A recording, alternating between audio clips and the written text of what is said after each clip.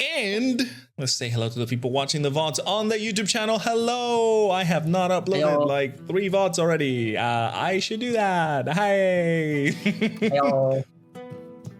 Yes, upload VOD now. I should do that. I'm gonna do it tonight. I just don't have a lot of time. How am I supposed to bully my friends into watching it if the VODs aren't uploaded? That is true. That is true. D4.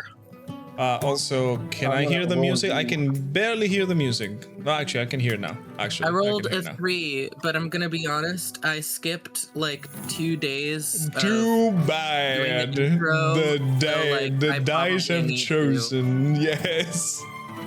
Is it you? Oh, is 3 me? 3 is you.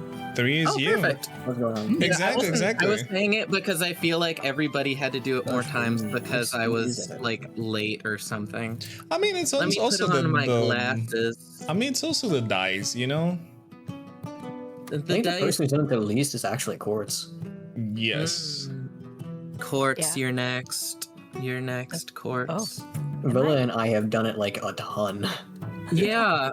Sure. Honestly, I feel like we should just do it like if we do like another D&D campaign, we should just do it where every round is like we just do it like a clock. A round robin? Okay. As they Yeah. say? Okay. Blah, blah, blah, blah, blah, blah. We start out, I'm pretty sure, did we start out at the mansion? No, you We're guys outside said the robot factory. Oh, okay. Did we go into the robot factory? Like pretty. Yeah. I mean, remember eventually, yeah, we Taurin, did. Taurin Not immediately. sniffed the robot, made Yeah, a so we're robot outside. feel uncomfortable, Yes. and then Ambrose was like, "Okay, now, don't be you, Kipper." And Kipper was Okay, like, that's not how I said that. No. I don't like the way you phrased that. I didn't say it like that, I promise. No, he did not say it like that. He was like, don't, confront people and aggro them and stuff. And then I was like, I'm gonna be a good little lad.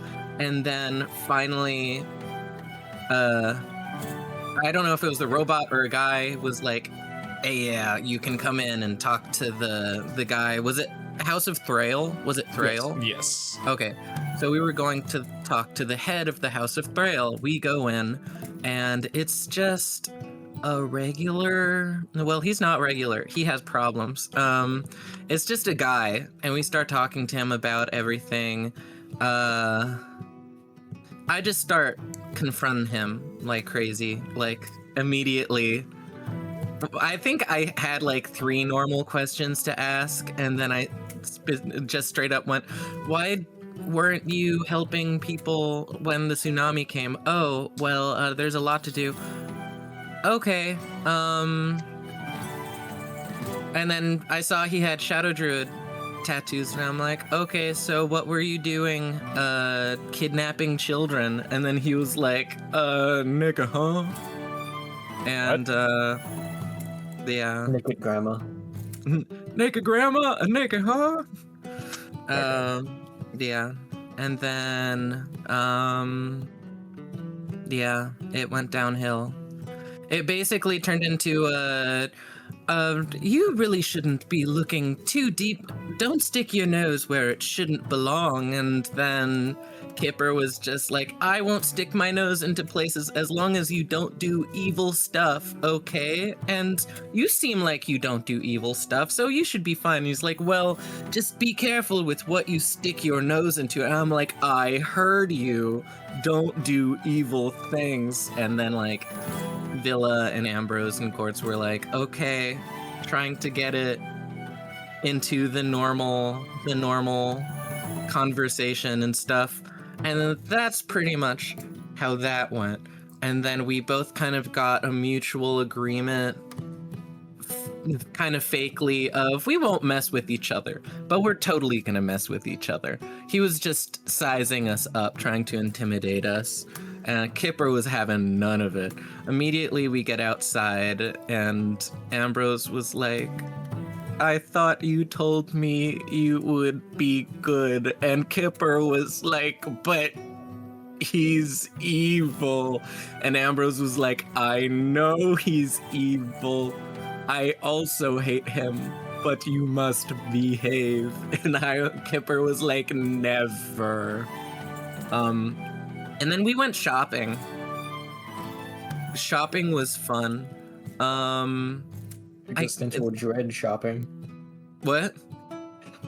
Shopping for existential dread. Yeah, shopping for existential dread. The issue is I cannot remember what you guys were shopping for. That might have been one of the times that I power peed.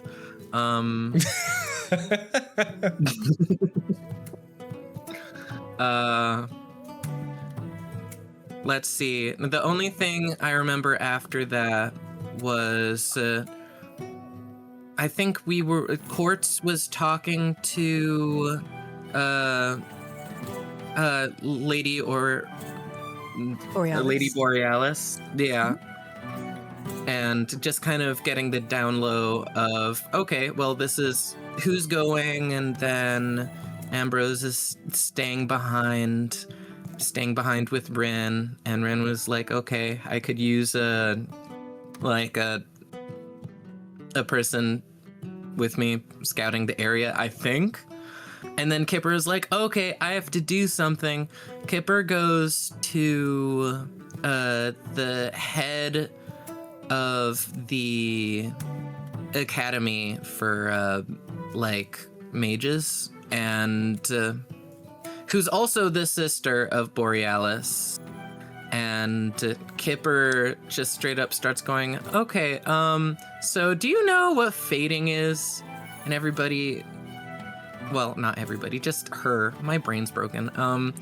She was basically like, you mean like when like someone makes a contract with someone and then they start fading away because of that contract? And I'm like, no, I don't think so. And then kind of just got into the conversation of how Rexmoa is fading and how Kipper really needs to find a way to stop it if the contract is naturally annulled by the end, if the stone is the only thing keeping him alive. And Lady Saphir was like, okay, I'll look into it. And Kipper was like, okay, thank you. Does anybody have something else to add? Like your adventures? I brain potatoed. I mean, the only thing I would add is Rexmoa tried to steal an invisibility potion, but ended up buying it. For full price. I made a friend named Maximus. fun, He's a actually. mouse. That is true. Maximus the mouse. I remember the mouse. Yeah. That was cute. I think I got here halfway through the trying to steal a potion, because I just remember you buying a potion begrudgingly. That sounds about right. The Your bird attempts antic. at subterfuge recently have been undermined very fast. Yeah. Hey, it happens. But yeah, pretty much that is what happened. You guys are again in the upper city, just kind of passing the time, since it is the day of the party that is going to be held in House Aaron and House Alabaster, pretty much in House Alabaster's manor, but both of the noble houses are hosting the party. You guys have decided that the party will split. Ambrose, since he doesn't want to be around the nobles, and especially not the saints, he is going to take Rin's offer to scout the sewers at nighttime, when everybody in the upper city is going to be distracted, so they can have a little bit more of free roaming capabilities. Privacy. Yes, and the rest of the party, Rexmoa, Taurin, and Kipper, decided they would go in to the party as Borealis's personal guard, and they were to meet her at the manor at around, before sunset. Which, since you guys did your purchasing, your buying, your attempt to stealing, and your animal befriending and all of that, I would say at this point it is getting to that time where you guys reunite again, just kind of make a tally of everything that you've gotten and like what at this point you're going to be reuniting. You were all in the lower city since you started there, pretty much. Nobody went to the upper city. Kipper was the only one that went the furthest away by going to the Arcane Academy. The Arcane Academy is still in the lower city of Port Strail. We know it is a very large kingdom where you guys are at the moment. And right now it is getting to the end of the day. As I said, sun is starting to set. And sorry, I was burping, Jesus Christ. And you guys get together once more. As a little reminder again, those who are going to go into the party were called by Borealis to meet at the manor. Obviously, Ambrose, you are going with Taurin. You're probably going to go out from the manor themselves, but the ones that are going on the party were going to be given an outfit so they can fit in and not raise at least not too much suspicion.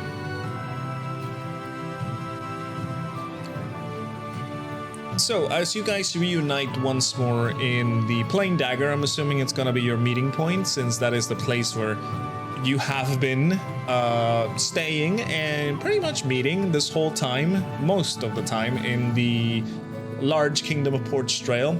You guys meet there and then, tell each other what is good, what has happened.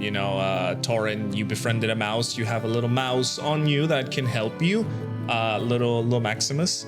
Rexmoa, you got an invisibility potion that costs you a lot of money, and unfortunately you couldn't obtain for free because the distraction with your bird missed.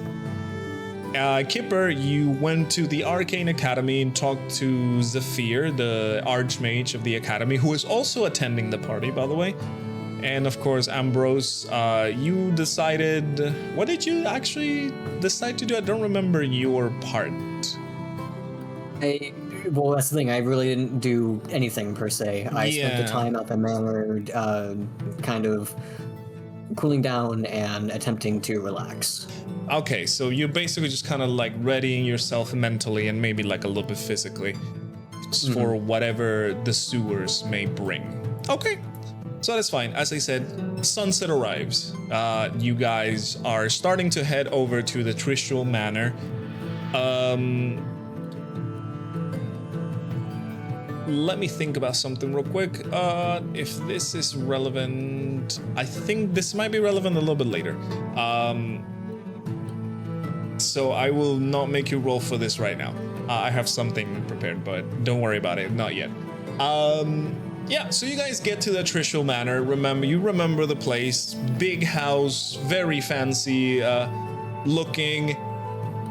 I mean, it's a big manor. You know the symbol of the Trishul Manor. It's the dragon with this circular crest and the dragon head. And inside the manor, everybody just kind of expects you as normal. You go into the halls and just eventually reach the...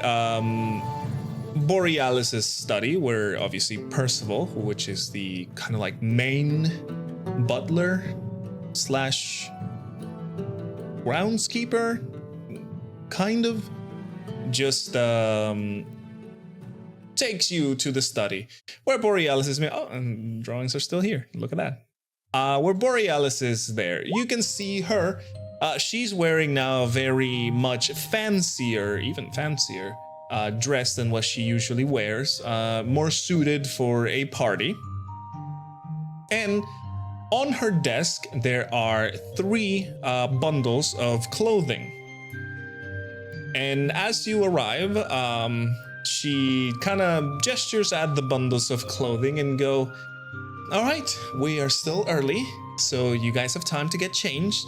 And she gestures at each of them and, directs to each of you, Kipper, Rexmoa, and Taurin, to your respective ones. If you recall, the outfits were made by your measurements, so they will fit perfectly. And if you take them, of course, and you decide to put them on, This is, let me check what kind of armor have I set them to be. Let me check real quick. I had it right over here. All right, so this is considered a studded leather armor.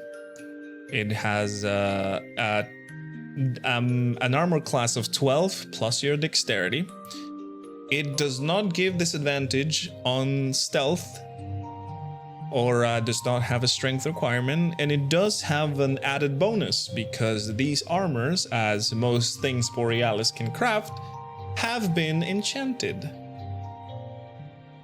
So if you decide to put them on, make sure to adjust your character sheets. Well, you have to put them on. So does it just have the properties of studded leather armor? Like I still have my unarmored bonus. No, you would have equipped? to put on the armor. So your unarmored bonus would change to this new armor class. Okay. So your armor class, as I said, is 12 plus your dexterity. Exactly.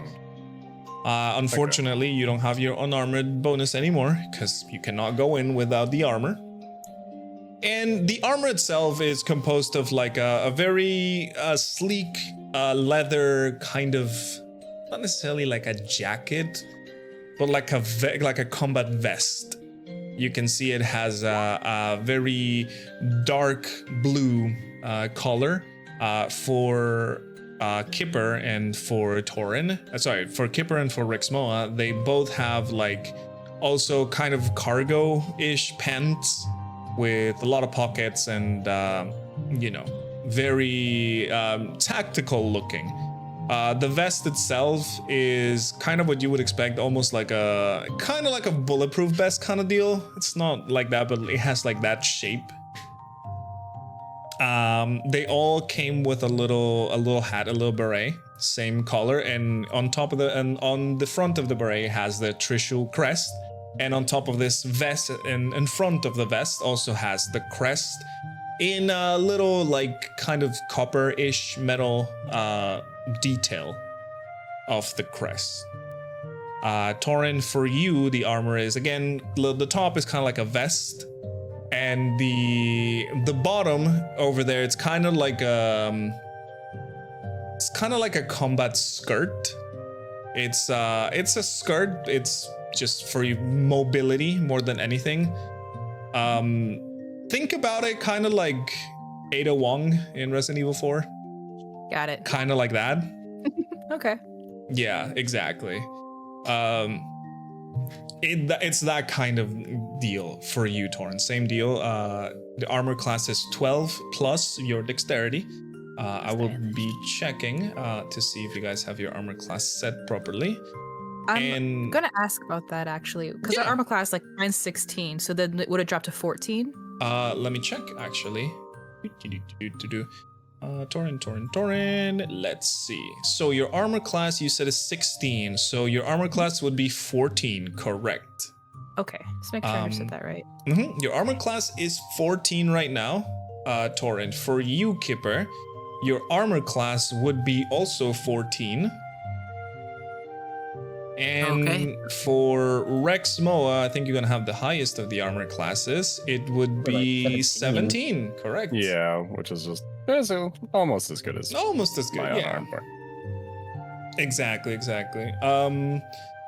Yeah, and the armor has the property, by the way, the enchanted property, that it gives you a +1 to ability checks.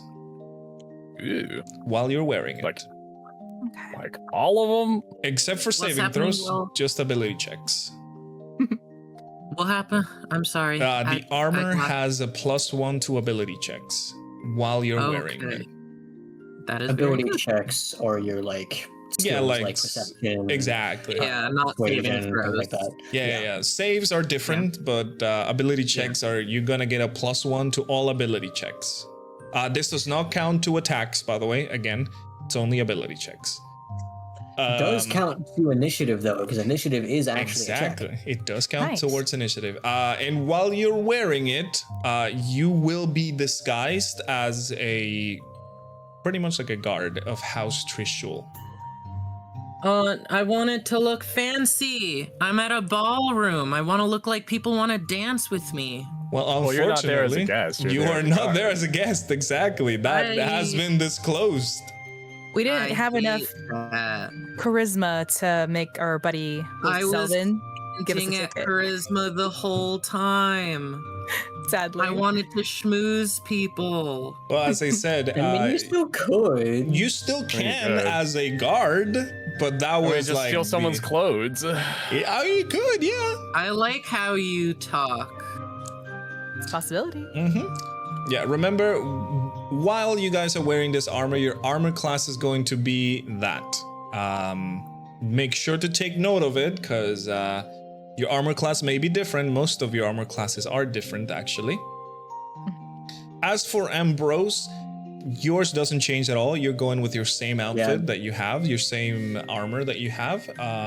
Rin is just kind of waiting to a side. You can see her wearing a similar kind of outfit than the party. Hers is just a little bit more suited for her own, like, I guess, like taste. Yeah, I mean, I'll probably throw on like a cloak or something, because even if I'm not exactly the stealthiest person, it's still nice not to be immediately obvious considering the appearance of Ambrose. Yeah, exactly. As for the rest, once you got the armor, tested, Borealis would also offer to keep your other like armors in the manor, so they won't get lost or stolen or anything of the matter. Plus, I will say you will not be able to carry a lot of equipment. So, for the sake of, pocket size, you're going to have to choose items that will make sense for you to carry in your pockets. The rest of the items you will not have on your person. Would I be able to wear my owl mask? Is it like a masquerade? The event itself is not a masquerade, although I will say, if you have like, I would say like all of you have like pouches and stuff. You can carry your mask probably in like one of those pouches. You're all like wearing like the merchant from Resident Evil 4. Yeah, not that much, but yeah, like you would have like pouches and like pockets and all of that to carry things. You would not be able to carry, for example, you would not be able to carry your gold, because obviously you are not going to do that. You will not be able to carry big things like bedrolls and all of that. So you guys must choose items to carry in your pockets, and it will have to make sense.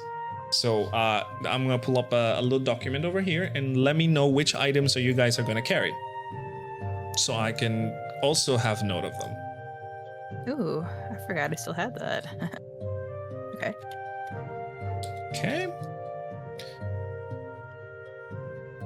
All right, so Taurin, what are the items that you are going to carry in your pockets?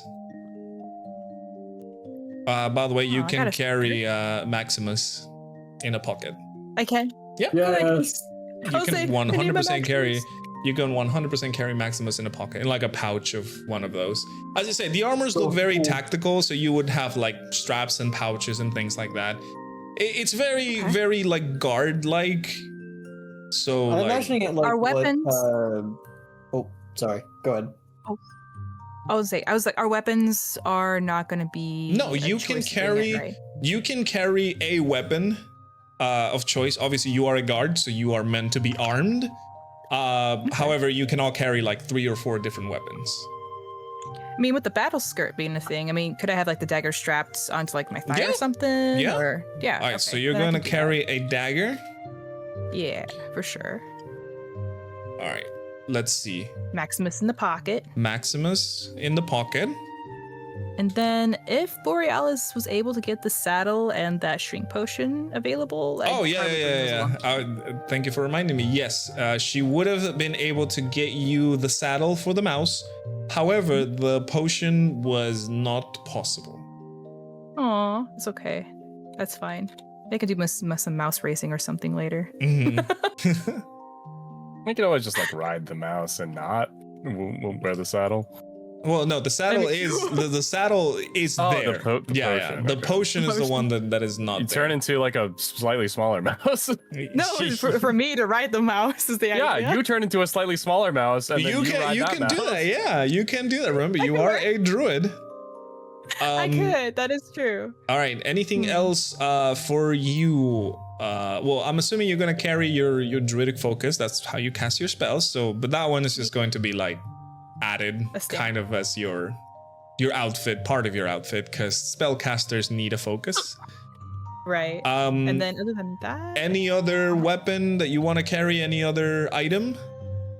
I got spells. I got a dagger for close range because I get too close. I think I can't take my staff with me because it's too big. No, you would be able to carry it as like your weapon of choice. As I said, you can carry one like weapon that is going to be visible since you are a guard. But if you want to carry like a concealed dagger, you can 100% do that. Got it. Cool. All right. So concealed dagger, the staff, and then. All right. If you are carrying the staff, remember the staff, I believe, gives you +1 to your AC. So your AC would be 15, if I'm correct. AC would be 15. Okay. AC is 15, and then I'm going to. Is there a way I can like take a mana potion with me? But I still have room for that. Yeah. 100%. As long as it fits in the pocket, I'll allow it. Okay. And I think. Okay. Yeah, that's it. I'm good. Yeah, 1 mana potion. Okay. All right. Rexmoa, what are you carrying in your pockets / hands? Okay, so I'll sneak in the Mask of Stealth. Okay. And so that's one of my items. I'll be taking my Staff of Defense. Okay, same as deal. My weapon. You get a bonus from using it. Mm-hmm. Oh yeah, that adds +1 to my AC, right? Correct. Okay, so that would be 18. Nice. And what is? Did I already say the invisibility potion? No, but I can add it. Yeah. Okay, you know what? I'll take that, and I'll take the 2 sapphires. Okay. Because we can't carry our gold coin purse, right? Correct. Because that would be like it's a coin purse. You know, it's not something a guard may have.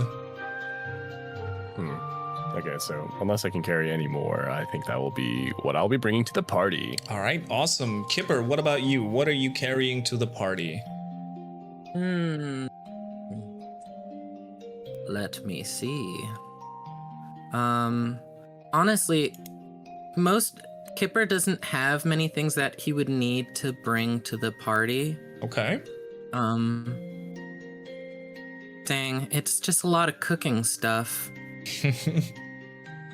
Smelling salts I'll bring just because. Smelling salts.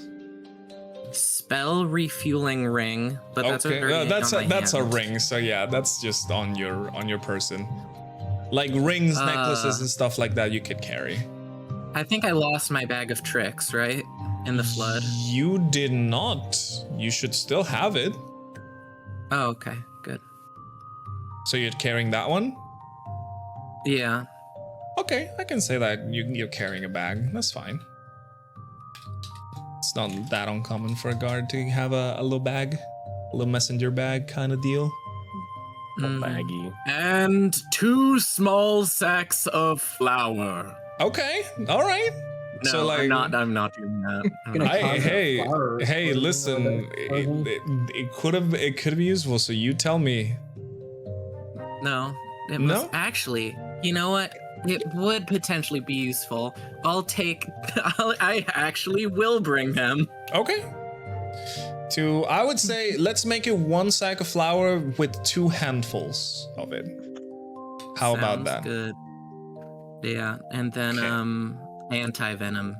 and the anti-venom. Awesome. Any weapons that you're going to carry on yourself, like visible? I am my own weapon. All right, so that's fine then. Alrighty. So now remember, these are the only items that you guys are going to have. I'm going to post them in the Discord if Greenie has not posted them already. I'm gonna post them like there. And yep, you guys are ready to go.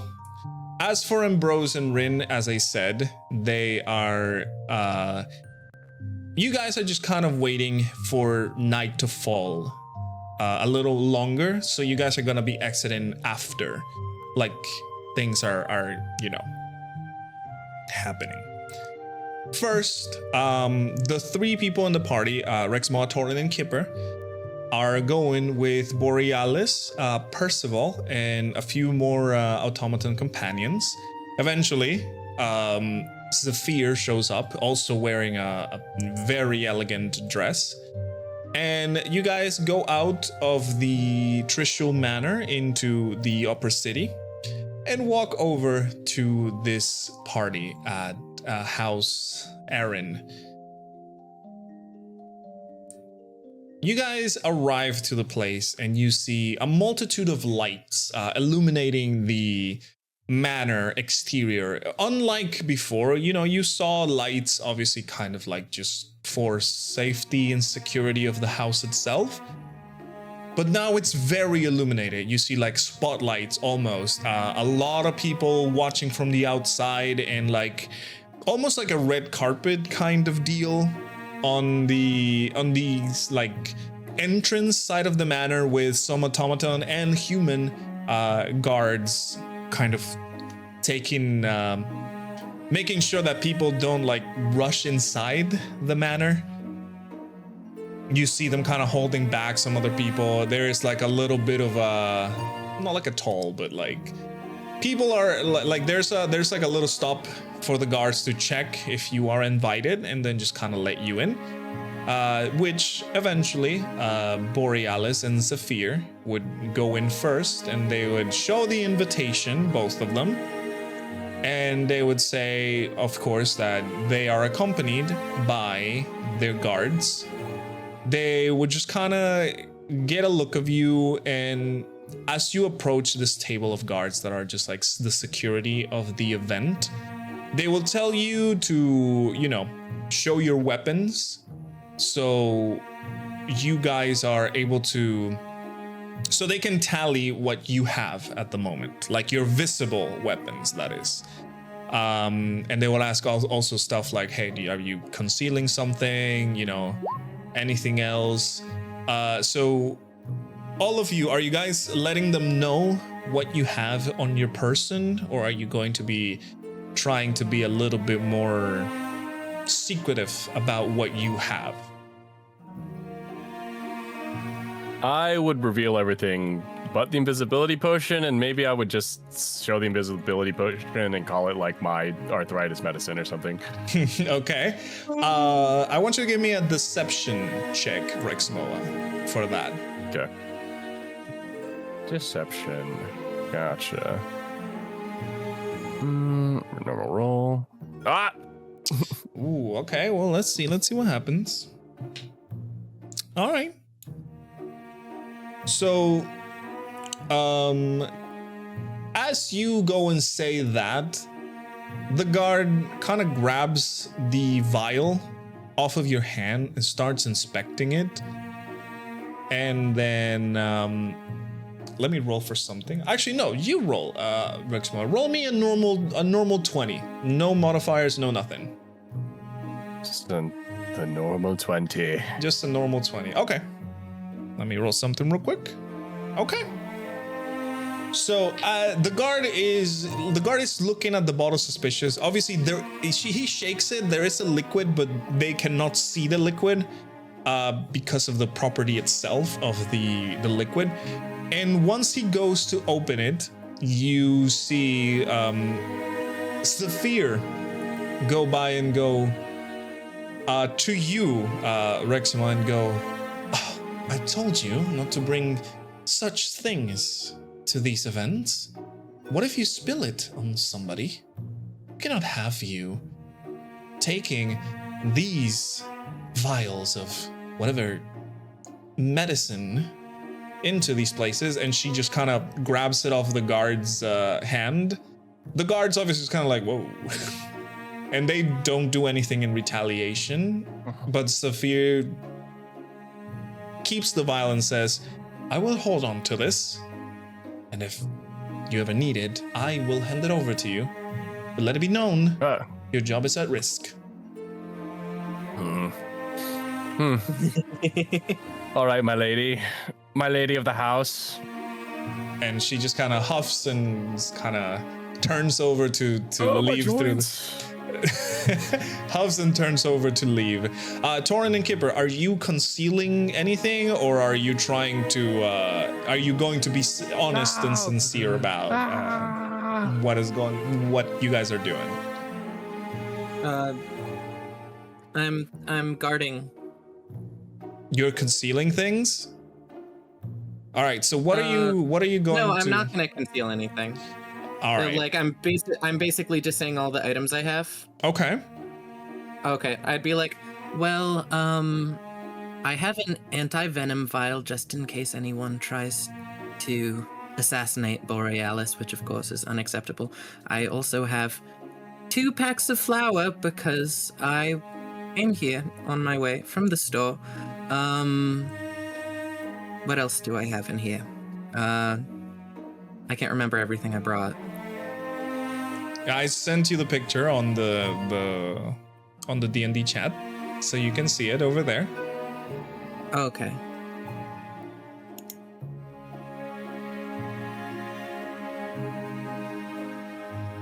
Oh, the collab chat. Okay. Yes, the D&D collab chat. Yeah. I also have, I don't have my sack of flour and anti-venom in my bag of tricks, I'm assuming. I can't put other things in my bag of tricks? You can put things in the bag of tricks. It's a bag. The only thing is that whenever you're going to pull something, there is like the little fuzzy things that you can also pull out. It is a bag. Okay. Okay, so I'm using it as a bag. Okay. I'm not going to disclose my bag. He sees it's a bag. Right. And then I'm like, I also have smelling salts just because, once again, if someone has to try anything, it's good to have something like this on hand just in case there's a medical emergency, someone needs to be kept awake. You know how many elderly people are here. Mm-hmm. It doesn't take much to stress the coronary valve, so... I'm a medic by trade, anyway. I want you to give me a performance check, Kipper, please. Performance, not persuasion? You can do persuasion if you want. It's just to see how well you sell the That's the idea. same. Yeah. Oh my goodness. Okay. You stole all my persuasion. I stole all your... Well, you tried to deceive. So, I was just being honest. The guard just inspects your bag and obviously pulls out all the items and goes, right, the healer. Sure, whatever. Grab these things and go. I don't want to see any trouble with anybody. And of course, thank you for trying to keep your noble house safe. And he just kind of allows you to continue. And Taurin. I don't make that sound in game. And Taurin, are you concealing your things, or are you just going to tell them what you have? I'm showing them what is available to see, which is going to most likely be the staff. So just keep my hands shown at all times. Right. Show them this is my staff. Okay. To avoid any attention of like Max and hiding in my pocket or anything like that. Basically. Okay. So this is what I have. So you're not showing the dagger, the mouse, and the potion, correct? Right. All right. Mm-hmm. So I want you to give me a deception check as you are trying to hide these things. Okay. Let's try. Oh, man. I believe in you. I'll attempt it. I believe. Okay. me roll for something real That's quick. pretty even. All right. So, Taurin, the guard just kind of looks at you, just sees the staff. Obviously, they're checking everything else, but they don't see like any item bulging out of your pockets or anything like that. So they're like, it's fine, it's clear. They're already kind of like, you can see like the guards are a little bit busy trying to get everybody in, and like, you know, they have a schedule to keep, you know. So they're like, okay, Right. yeah, fine. If you're only gonna bring the staff, it's all right. Just, you know, be careful with it and just kind of let you in. Nods and goes. Yep. And you guys are able to go inside of the party, of the house. As you enter, there is a similar courtyard to House Trishul. Very, very large, luxurious fountains with lights and a lot of bushes cut into shapes, and all of these luxuries that you also saw in the Trishul Manor. Some of them are different. Obviously, the difference is that the house emblem is different, of course, because this is the other house. This house has the 6-pointed star, if I recall correctly, that I showed you. And you guys are able to go in, and as you guys come in through the door, Zephyr just kind of stays behind a little bit of you, Rexmoa, and just kind of hands you the potion and goes, "Try not to lose it next time." Just hands you your potion back. I do need it for my aching joints. And she just kind of laughs it off and just, you know. And so, as you guys enter the manor, you will be able to see the very large place. Same as the Trishul Manor, has a lot of room. You've seen fancy houses. They have a lot of space for no reason whatsoever.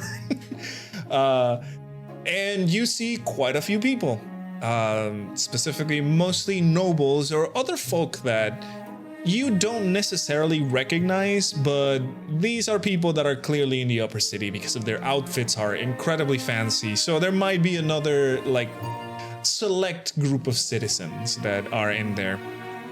You also see to the sides of the manor, kind of like guarding entrances and exits and stuff like that, you would see the other guards for all the other noble houses. And of course, there is a fair share of automaton guards and normal automaton service, like robots, just kind of serving drinks and like going around giving out like entrees and stuff like that. And as you guys are entering, and Zephyr hands you the potion, Borealis now kind of stops everybody. And she turns around to face you and go, "All right, so now blend in, do what you need to do. We will take care of everything. And in case you need to," and she points at her earring, and looking at you, Taurin, just try to be discreet about it. Will do. Torn will nod back. Mm-hmm. And with that, you see like the two sisters are talked to by another like person. They go like, "Oh my god," and you know, kind of like saying hello to like known people, and they just kind of split off from you. And you three are left in this large like I don't know, foyer entrance area where everybody's just kind of convening at this point. You hear some music being played. You don't really know if it's like somebody playing live, or maybe it's just like a robotic kind of you know, apparatus that plays music, like, you know, one of those automatic kind of jukebox thingies. But there is a faint music in the ambience. Everything is lavish and fancy everywhere. And you three are pretty much standing there, not in the middle, but like kind of in the way of everybody. You see people entering from behind, from the doors that you just enter. In the front, there's just people walking all over. What are you guys doing? Torn will kind of be looking around at the party, and saying, well, too bad we couldn't get an invitation to indulge in the festivities. But I guess we just have a job to do. And she'll kind of raise an eyebrow at the other two. A little smirk.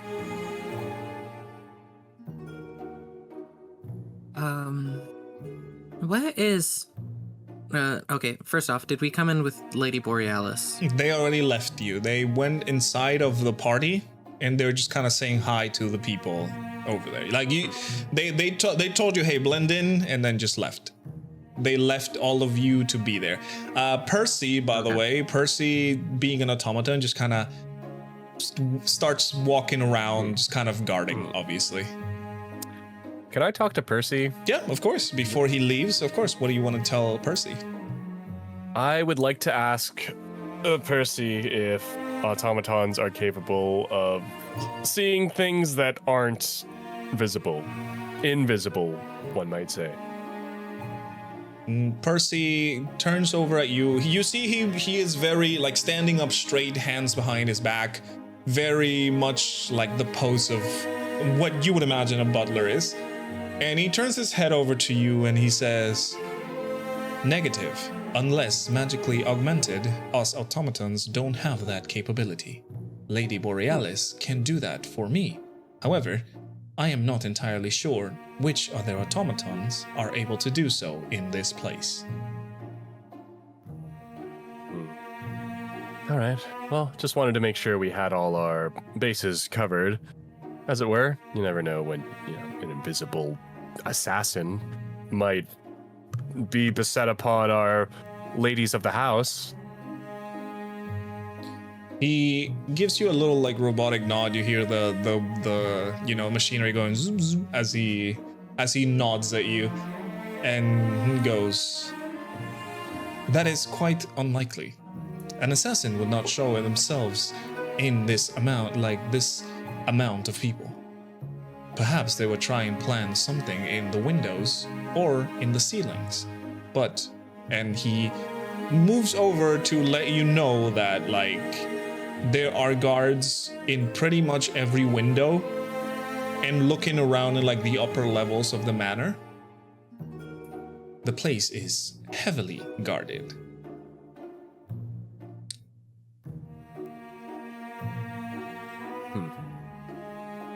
Well, I guess that's good for all the nobles here. And I'll return to Taurin and Kipper. And as you finish, talking to him, he just nods and is gonna go away, and he says, keep communication to the minimum. In case of emergency, we will get you out of trouble. And then he just walks away. You see him, like I said, just kind of go around, posted in like a spot where more guards are, and he's just kind of, blending in.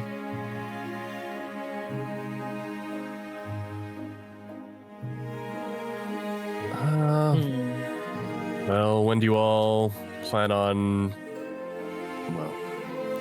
taking action, so to speak? What exactly was taking action supposed to look like? Are we just... Sneaky.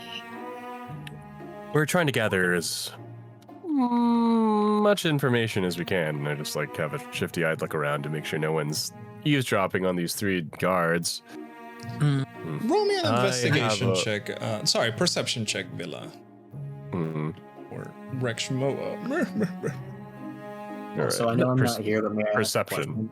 Oh, what's that? My eyeballs. Rexmoa. My rolls are terrible today. It's okay. What is the battle is out of the way now? Yeah, that is true. What is your question, Ambrose? You're not here. Okay, but I know I'm not actually here, but I was wanting to know how common automaton guards were for the non-automaton related houses. Like well, if the other houses that don't necessarily dabble in automaton specifically also have automaton guards. oh yeah, and 100%. servants. Like even if they are not like their activities are not related to the robots themselves, they all have their own like servants and obviously guards of this kind of nature. It is very common for them. As I said, it's just like, you know, labor that you can get just paying somebody to give you a guard that will be, you know. Yeah, that makes sense, especially for the noble houses that would Exactly. definitely want to do that. Exactly. So yeah, they're very common. As I said, there are some houses, for example, like the I forgot the name of the other house. Well, that's fine. The one that is based on trading and everything like that. They are pretty much like not really related to any like assembly or you know, production of robotics and things like that, but they still have their own. And you can see them like they have their own distinct armor and their own like crest on their chassis or like on their uniforms and stuff like that. Oh, do you mean House Gillen, the virtual? Yeah, Gillen, that's the one. Sorry, I always forget about the last one. Yeah, House Alabaster and Aaron are the ones that are hosting the party. Oh wait, not that it makes much of a difference, but I did not account for the +1 that I'm getting from my fancy clothes. Oh, that is true. Well, with the 9, we're Again, gonna give you the 9. With a 9, I would say, Rexmoa, you kind of like stare around looking. You see the guards are posted up. The nobles are just kind of having their own chit chat. Robots going here and there, delivering drinks and like little canapes and stuff like that. As far as you can tell, nobody is really paying attention to you, but you are aware that the guards that are posted everywhere are definitely paying attention to everything. So while you don't see eyes on the group, you can be sure that there is some sort of, I guess, surveillance. So this might be a separate related observation thing, or it might be the same. I'll let you decide. Has anyone recognized us as like the heroes of the Adventures Fair and the lower district? question, honestly. You guys would be in a very covered outfit. So I would say if the nobles are not really really looking at you, they would not recognize you. And since of course they are nobles, they're here for the party aspect. They don't care about the guards. It's like, oh yeah, it's just like, oh yeah, these guys are bringing guards. Whatever, you know, what do I mind about like guards? It's a good cover. Okay, and as an outfit question, is my tail out? Is Taurin's tail out? Yes, I mean all of your tails are out, even the little knobby tail of Kipper. Okay. No, The little guy. Aw, This is how it should be. my little Binkle. Your little Binkle, yes.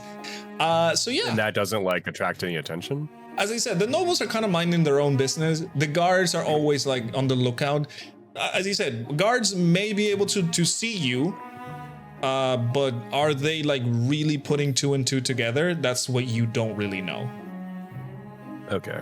And then I'll just report this to Taurin and Kipper. Yeah. It would seem The nobles. Oh, sorry. The nobles are I was just just like. gonna quickly say.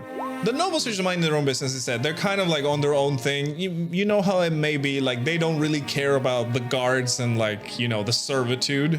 They just kind of care about the other big names around them. They're the elites. They don't care about a small fry. Yeah, exactly. Pretty much. Ambrose, the son of brings a very good point over here. You will be able to see in between the guests, and this is something that you guys are able to see by just normally looking. You don't have to like really focus on it.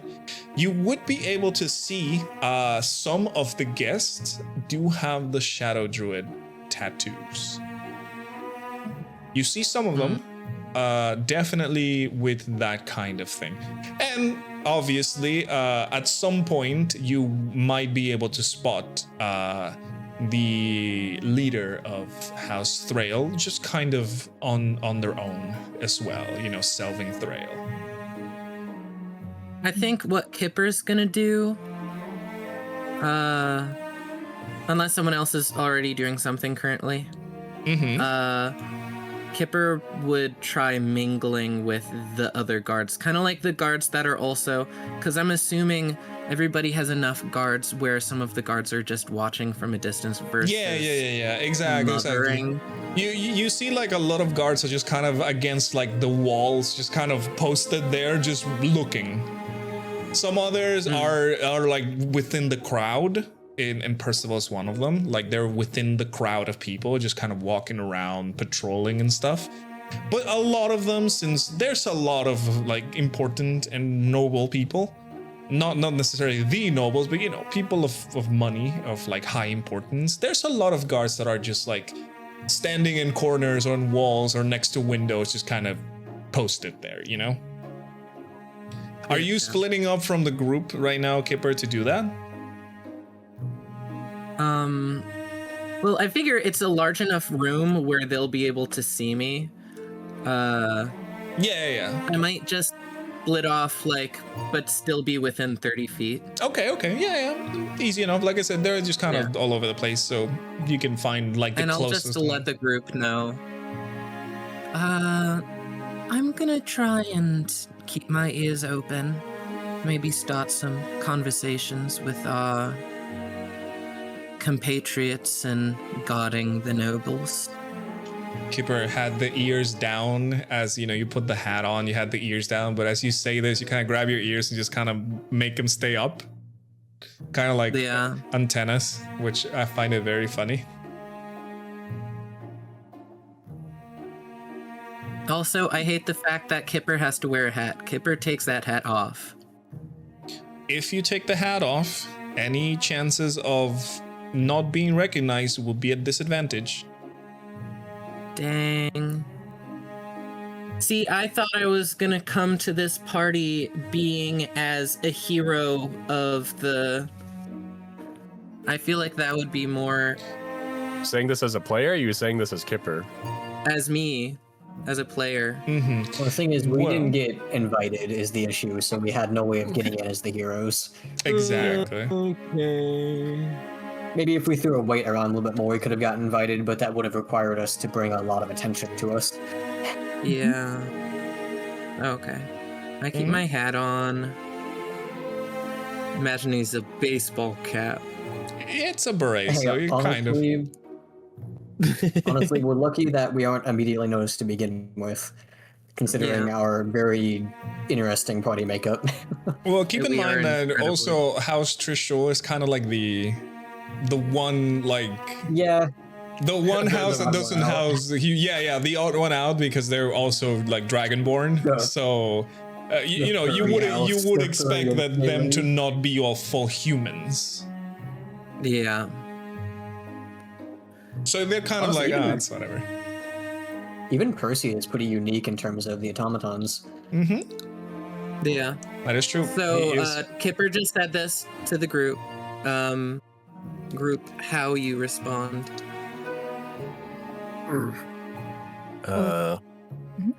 You do know, as a guard, we have no place in talking to nobles. Well, I wasn't planning to talk to nobles. I was more planning to talk with their guards, not the ones right next to the nobles, because that would be strange. It seems a lot of people are just watching their charges from a distance, and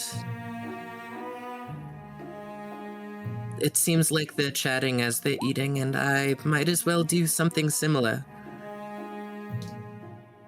I'm fighting the urge to immediately speak to a god of House Thrail, but I think that would go poorly considering our previous thing that happened today, so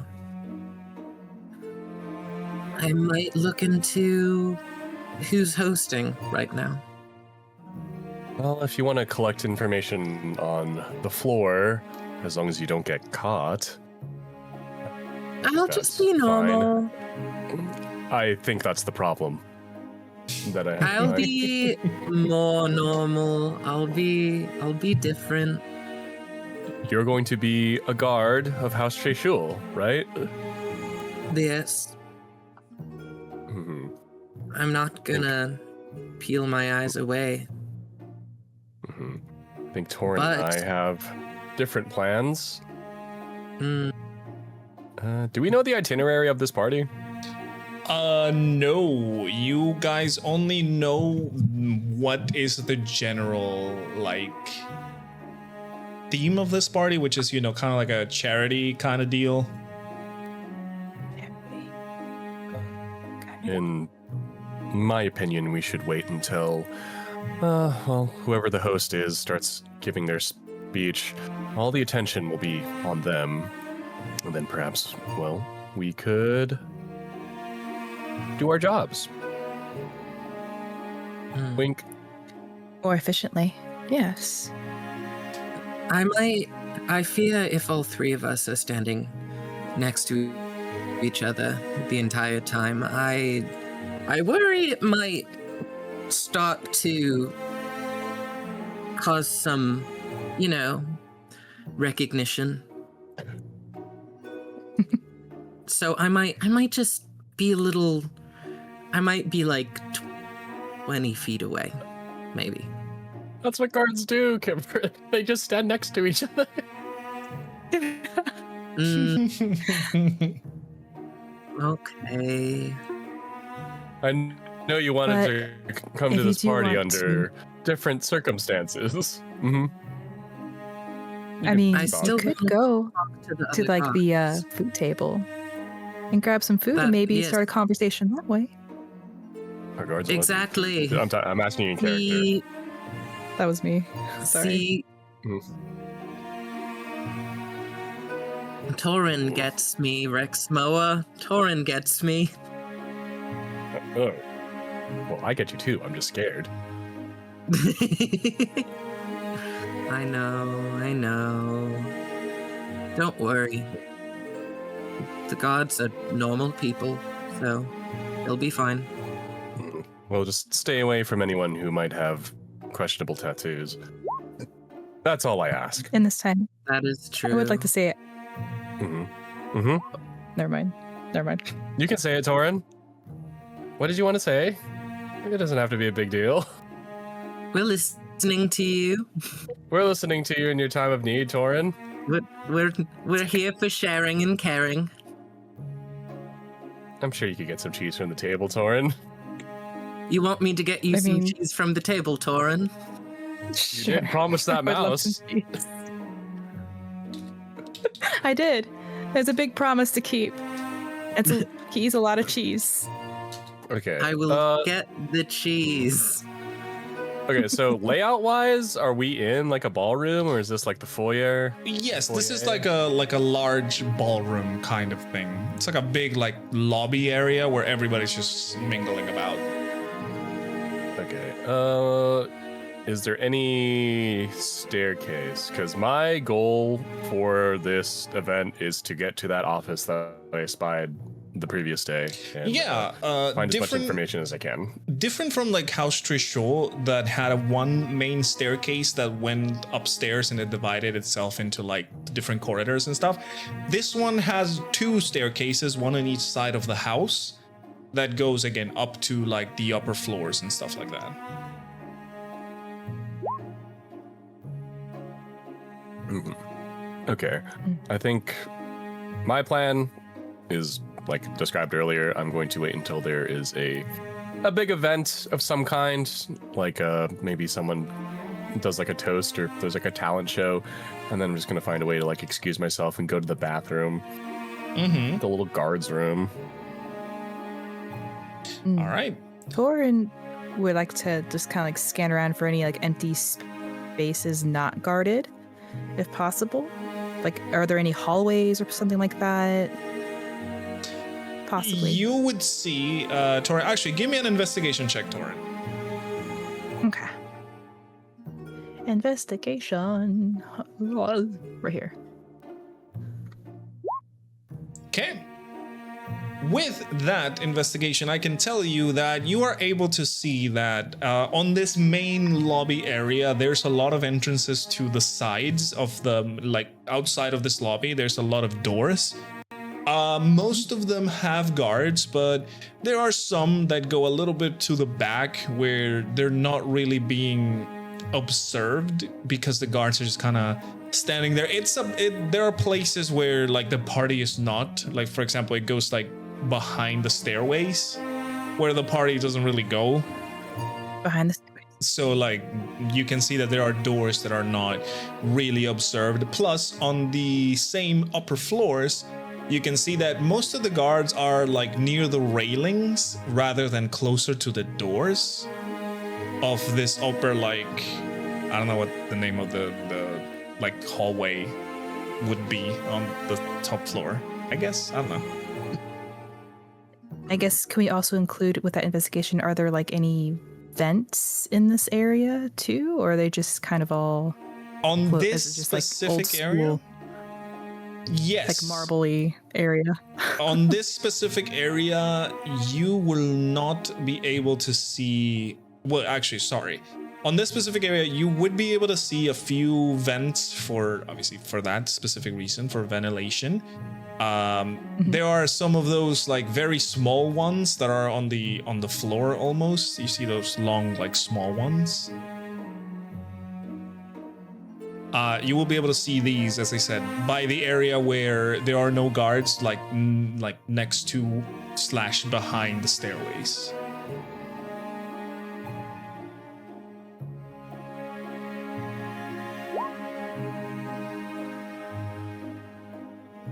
Yes, thank you, Dishonor. I did not know the word for that bit. The mezzanine. Yes. Yes, sir. That's exactly what I'm talking about. Yes.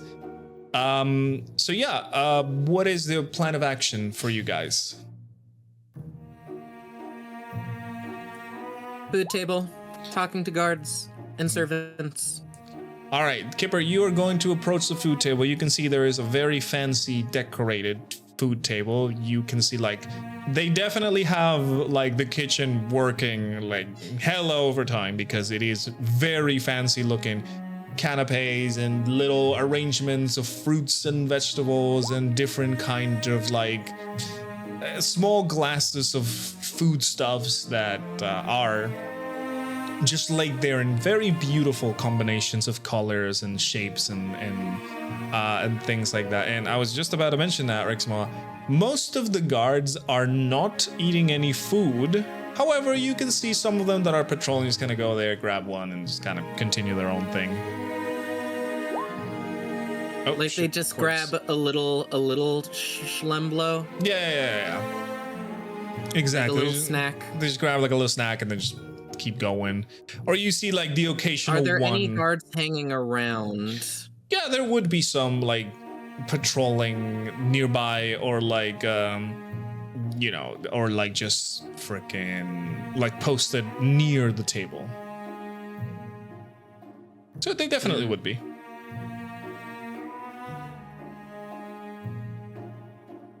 Okay, well, Kipper would walk up to the table, grab a little cheese with a little cracker, and Okay. then kind of, I'm assuming, like, pour a little bit of wine in a cup, and The wine cups are can I already perceive served. who's... So like Oh, you just they're kind of already grab served? one, Okay. yeah. And, who is around me right now? Just... You would see one of the guards just kind of looking around, as I said, posted up near this food and refreshment table. Kipper would kind of slide over to them, kind of naturally looking like looking for food, looking for something else to put on my plate, and then just going, Okay. So, busy night tonight. The man who is wearing the house alabaster symbol, obviously on his uniform, goes, "Yeah, no kidding. This place is packed."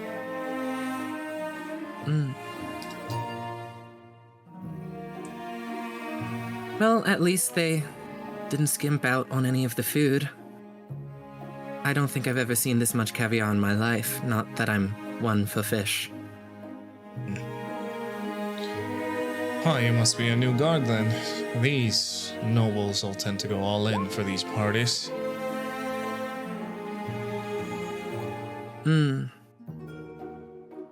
So you're like a veteran, are you? Not a veteran, but I've been here my fair share of years.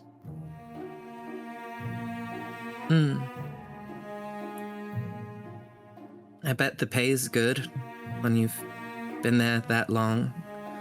House Alabaster looks like they take care of their own. Just gives me enough to live.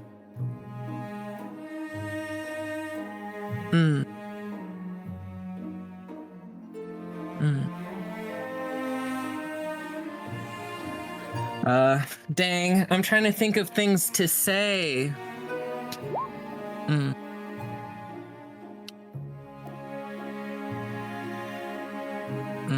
Dang. I don't know. Okay. I can ask if he has kids. Wait, why would I ask him that? Why would you ask him? You got kids?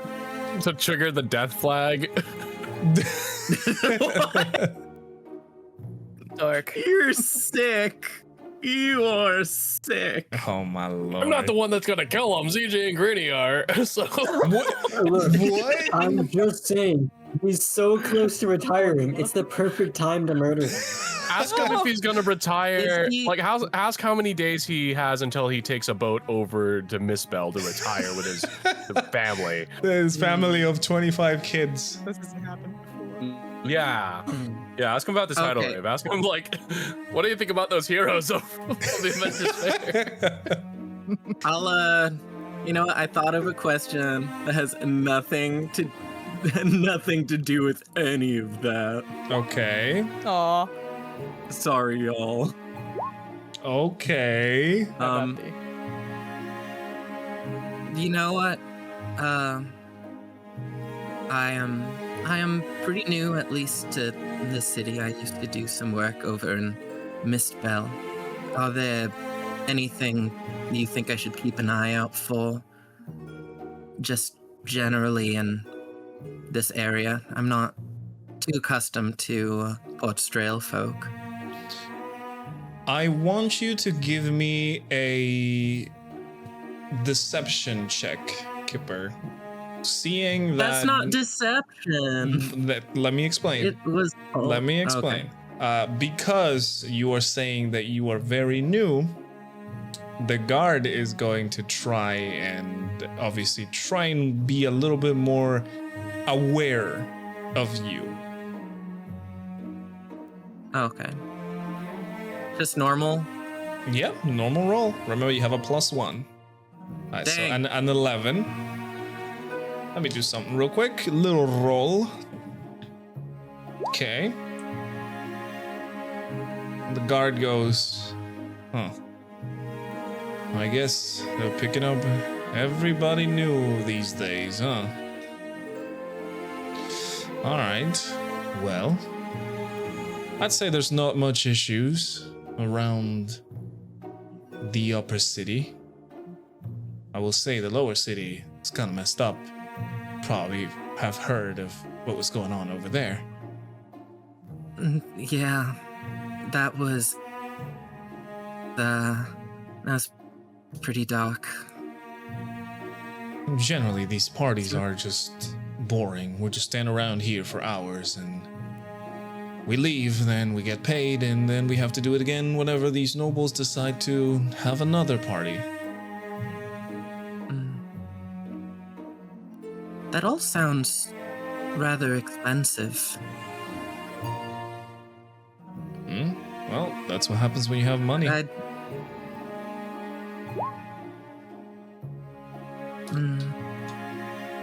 And the flood just wiped through the other day.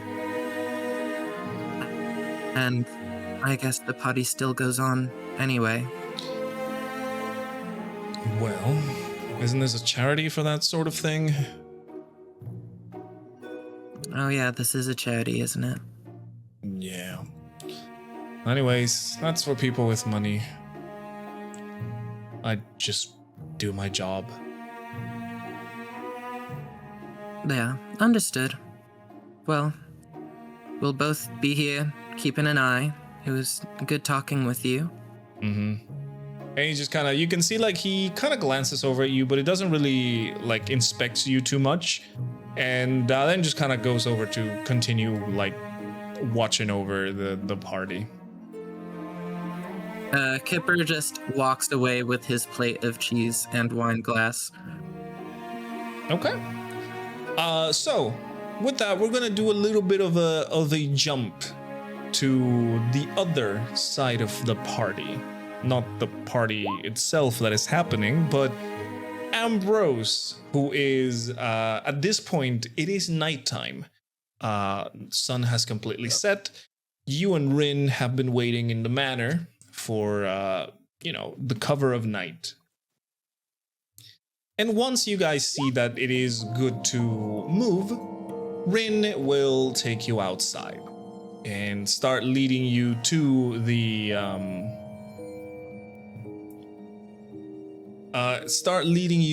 through the city, over to one of the manhole covers of the upper city. She just kind of lifts it up with the help of her staff, and just kind of gestures for you to go in. She's always like vigilant and looking around, seeing that there's nobody around. But this night, you see that people are not walking about too much, because obviously they are distracted by the prospect of the party of the noble houses. Even like normal people are kind of like over there trying to get into the gossip and things like that. So you guys would have a little bit more of a free roaming chance. And Rin obviously takes opportunity of this and takes you into the sewers. As you enter, obviously the sewers, you've already been in the sewers. Very neat, neatly built, not neat necessarily, place that is what you would expect. Very dark, damp, and full of eerie noises here and there. Rin and Ambrose just kind of stay a little bit quiet as they start walking around. At first, the sewers seem pretty normal, but as you start moving along, Ambrose, you start seeing what seems to be vestiges of people. Like, you see maybe a footprint, maybe like I don't know, like papers that are in a little bit of a better condition than normal trash. And obviously signs like torches that have been there but have been like turned off. They're cold. It's not recent, but it is kind of weird that in a sewer, a torch like this with a sconce would be in there. So, you start finding out more things as Rin speaks to you. She speaks in a normal tone. She obviously is not too worried about being found out. The sewers are not a place that people like go into commonly, so she's not afraid to speak in her normal voice. And Rin obviously jokes at Ambrose, saying, "You wishing you were at the party yet?" Right. A chance of that. The only thing that I would have been looking forward to then is striking someone in the face. And I think we both know how that would have went.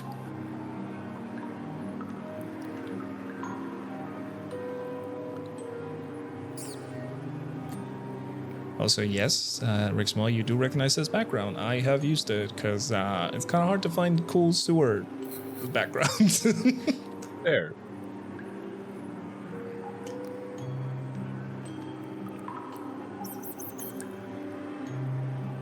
Okay, let's see. Those So response. Rin says, fair. Those places suck. And yeah, we can't go around striking nobles. You're gonna go to jail if you strike somebody like that. And that's why I'm here, where it's a bit more responsible to do so.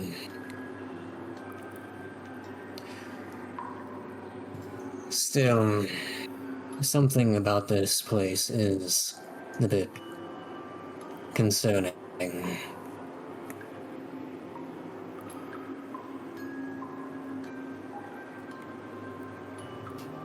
Rin says, and I appreciate it, big guy.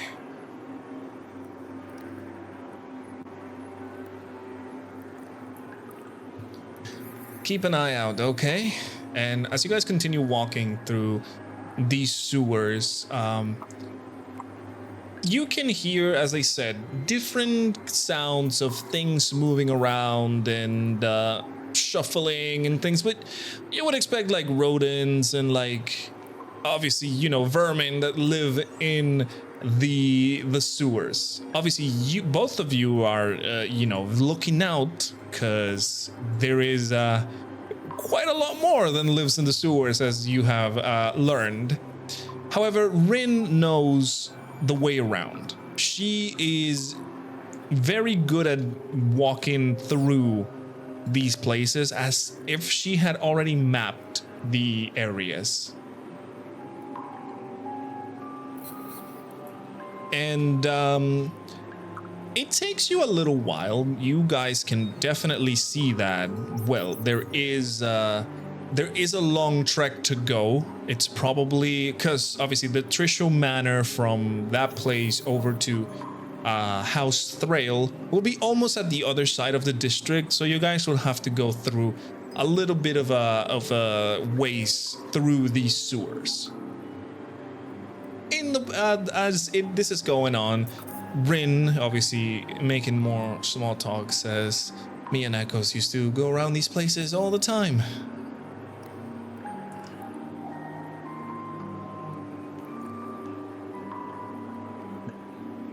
Right now, you have me at least.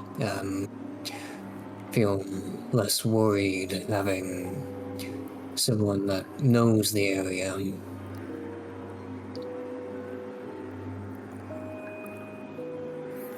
Rin says, well, you're about the same height. You got that in your favor. I suppose it runs in the orphanage then. Ah, yes, trauma makes you tall.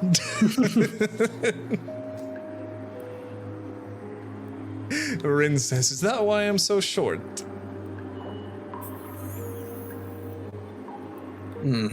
Maybe.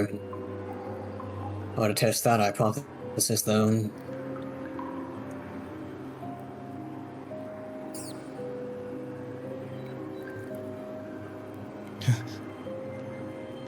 Yeah, Rin says, no, I don't need no hag mom. And I want you, Ambrose, to give me a investigation check, please. As you guys are walking about and starting to cross the district with Rin, that is, through the sewers.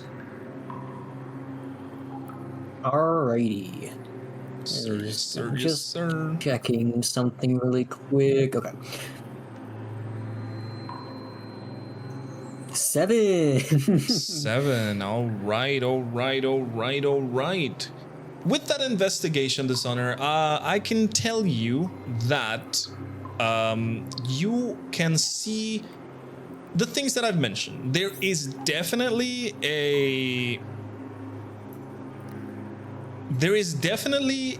like signs of some people have been here, but it is dark.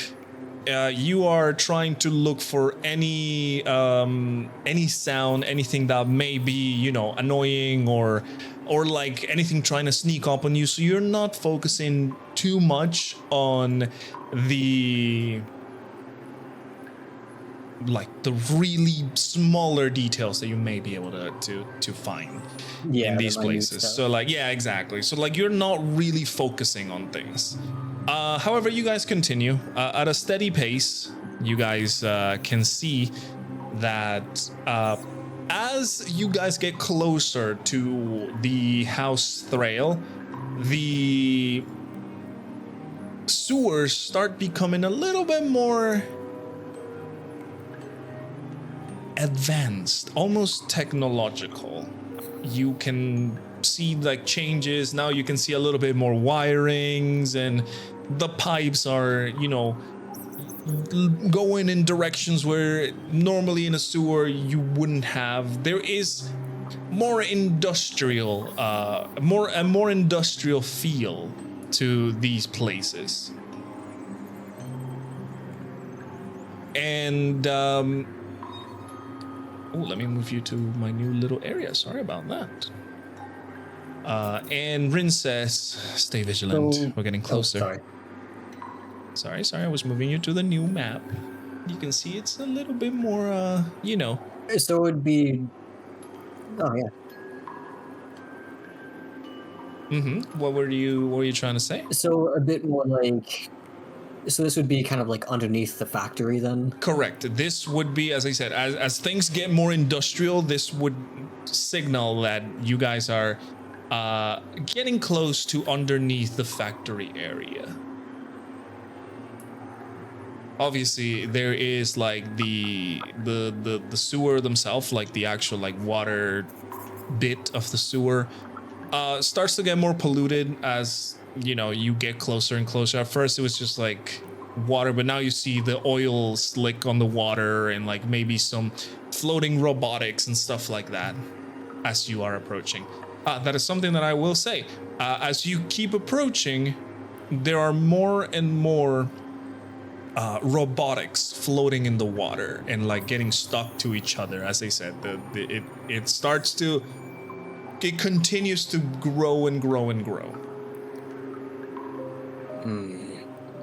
I'm not sure if that's less or more concerning than actual body parts.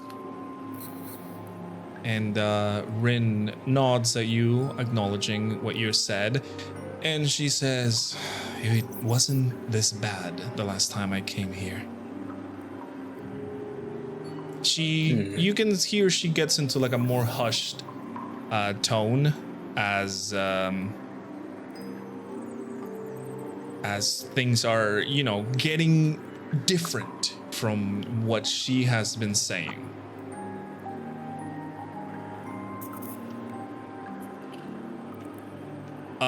I want you, actually, with your passive perception, Rin, your ears twitch as you hear a noise. Ambrose, let me check your passive perception real quick. I don't even look. Yeah, you probably have a very bad passive perception, but I have to look because I'm using passive perception for everybody. Okay, yeah, Rin has like a 50,000 passive perception, so Rin, you hear a noise. Your ears twitch in that direction. You kind of stop and you gesture Ambrose to stop as well, as something catches your attention. The sound of metal or things shuffling. You can't really tell, but there is a noise further down the sewers as you continue to go in the direction of the factory.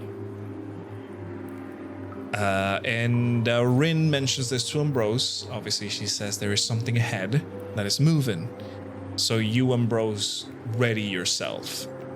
And as you guys are going to start closing in, I want you to give me a stealth check, both of you. Ambrose, you are wearing heavy armor, so you will have disadvantage.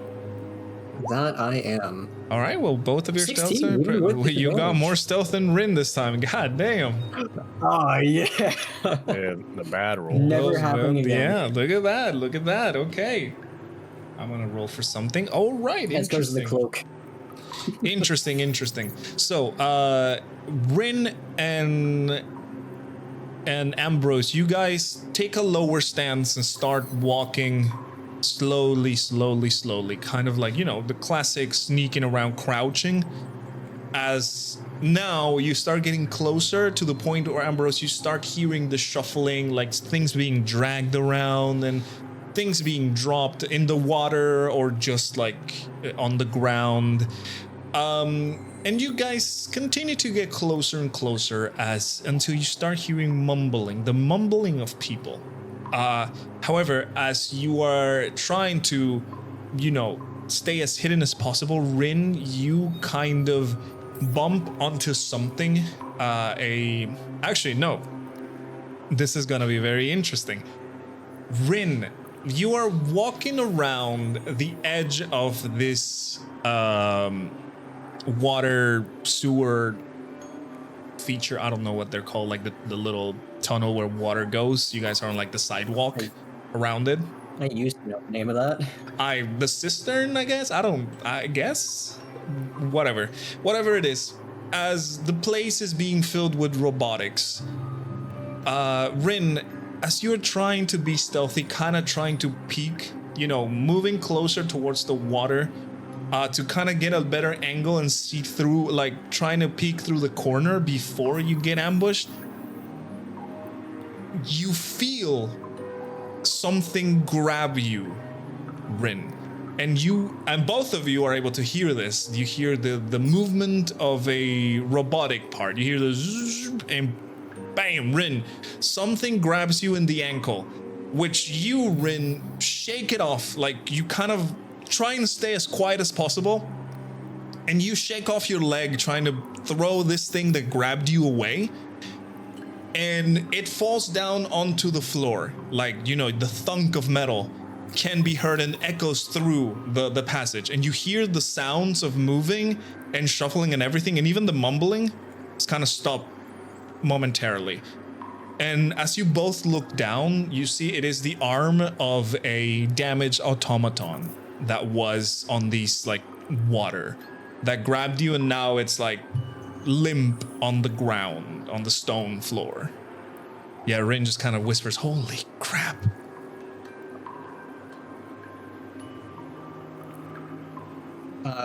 Glancing back to take notice of what had happened and realizing that there's no immediate danger from at least there, Yeah, I will kind of like saddle against the wall and kind of prepare my sword in front of me, and I will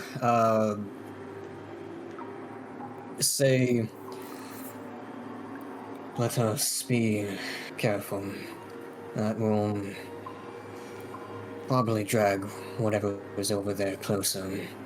And kind of with one hand, like kind of like leaning the blade onto my shoulder slightly, I'll kind of like put my other hand and kind of like touch the stone of Vithius for a moment, and then I will kind of lay a hand on Rin and then myself, and I will give both of us 5 points of my All right. of Mother Earth's touch. Alrighty, so you guys have both 5 points of what's it called? Extra HP?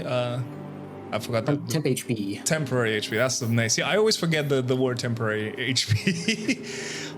You both have 5 points of temporary HP until it runs out. This one doesn't have a specific time. I'm pretty sure it has a time, but it's very long. So we'll say until you lose those 5 temporary HP. Yeah, Rin, as Ambrose touches the stone and then puts a hand on your shoulder, you feel the warmth of the stone kind of enveloping you, and you feel like this soft breeze just kind of cover you slightly. And as I said, you gain the 5 points of temporary HP, and Rin would thank you for that, Ambrose. And Rin, what spell are you going to cast? Fireball, blow the entire tunnel up. Fireball, Jesus Christ, fucking just hit a gas line, half of the upper city explodes. Good. All right, Rin is going to didn't cast like them Pass anyway. Without Trace. Got it. Rin is going to cast Pass Without Trace. You hear Rin casting quietly, as you know the blurriness of the spell envelops you, and now both of you are harder to detect. Remember, you do have a range, so once you leave this range, you would notice that the blurriness of the spell just kind of fades and just stays on Yeah. Rin. I need to stay within 30 feet, if I recall correctly. Correct. I'll stay on to 30 feet. Let me put a little bit of an aura, because we're gonna get into tokens in a moment.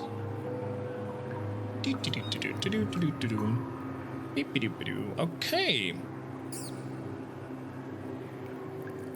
Alright, awesome. So, I want you both to give me another stealth check. This time with disadvantage. Remember, you do have the bonus of Pass Without Trace. However, you've been heard before, so you will have disadvantage, but you still have the bonus of Pass Without Trace. Already have disadvantage. Well, you can all have more disadvantage then, so that's fine. Okay, so yeah, would be both of you at 23. Oh, both of you at 23. Jesus Christ, both of you at 23. If I had advantage instead, Jesus, that would have been insane. That was a crit.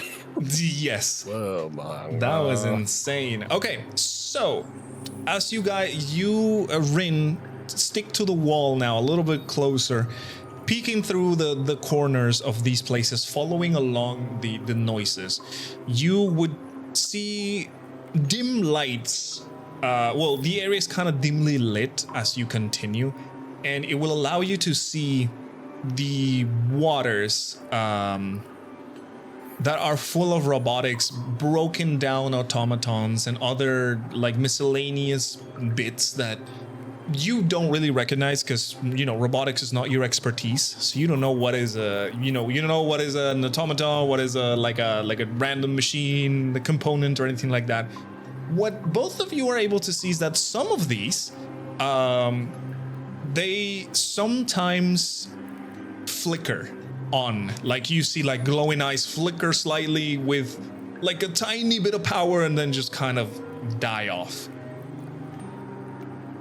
Or like you hear something in the water move and you notice it's a part of an automaton that just kind of bursts like through life and then it just dies off again.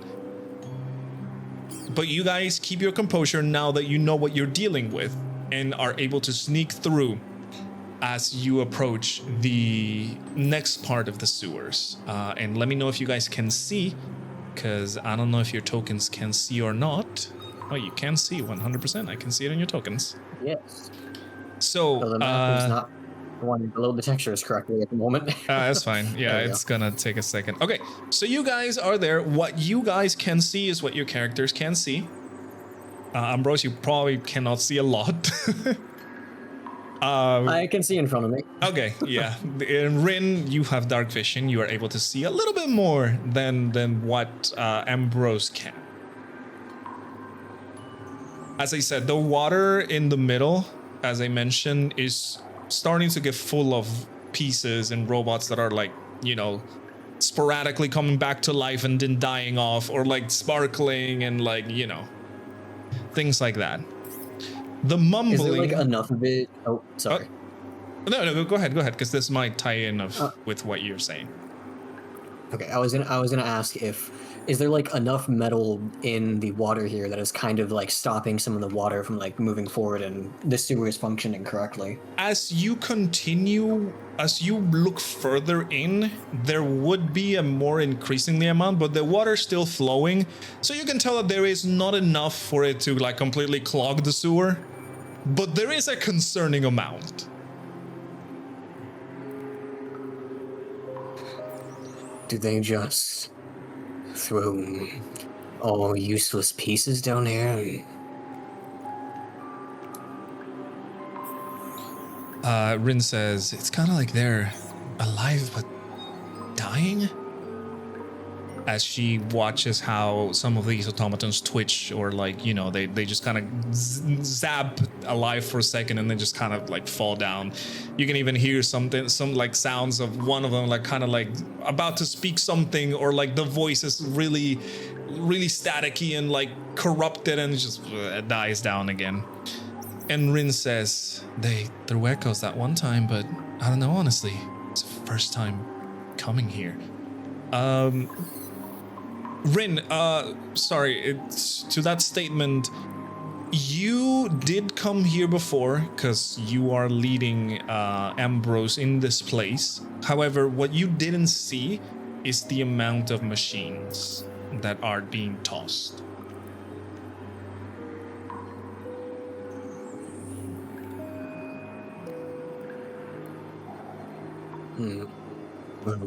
Either way, it's a lot. This particular place, yes. This would have been the place that Rin remembers the thing happening. Nothing. But as I said, it is That's not. dramatic. It is not. Well, by the thing I mean, Echoes got knocked unconscious and never woke up. Yeah. But you do not remember the amount of scrap and machines thrown into the water or discarded like this.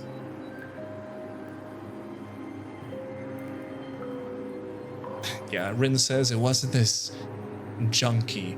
And as you guys continue, you hear the mumbling coming from up here and some echoing coming from down there, but the mumbling is more firm towards this upper side. Like there is something over here, like up in this direction, but below there is the echoing of a voice. So there may not be anything. I'll kind of like, not like getting like literally like adjacent, but I'll kind of like crouch down to get like a slightly closer look at some of the battered automatons. Oh shit, yeah, sorry about that, guys. Sorry for the others that are not in here.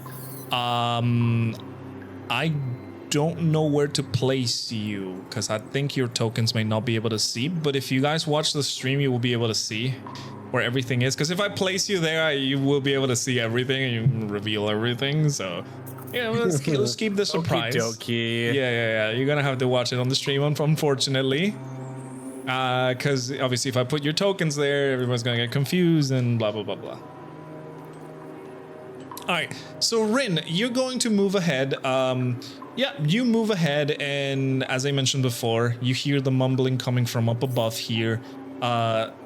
Machines and oil and a lot of broken down things keep piling up and piling up. There is again the same shuffling sounds and the scraping of things moving around, and others like thumps and thuds of things being tossed.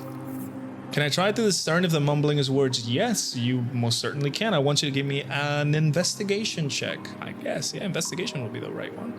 Or perception. I guess perception would be the right one. Oof, wow, okay. With that number, Rin, you can 100% tell that these are words. You hear at the very least 4 different voices. As to what they're saying, it's kind of a hard thing. There's a lot of echo. There's a lot of like shuffling and things to really discern words. But it sounds like just normal chit chat, as far as you can tell. Okay, Rin is going to relay that to you, Ambrose, as she goes ahead a little bit to kind of like listen around.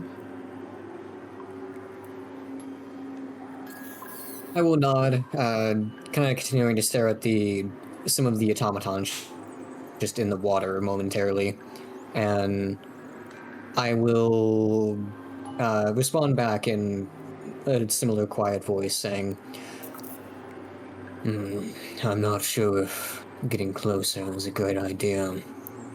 Perhaps we should head south first. I hear less voices there.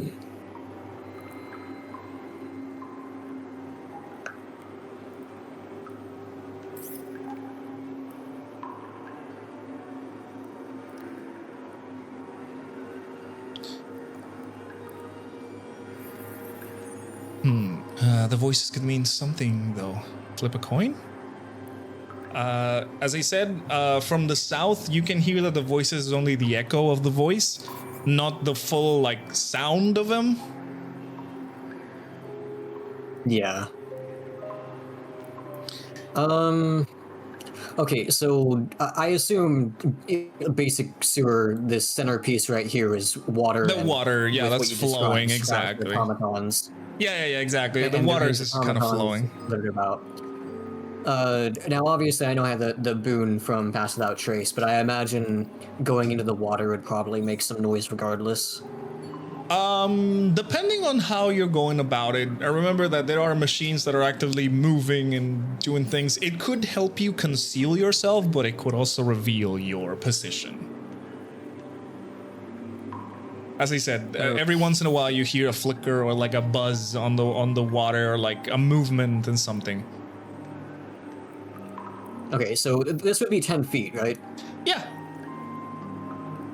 Okay, so standing leap or running leap, the minimum is 10 feet.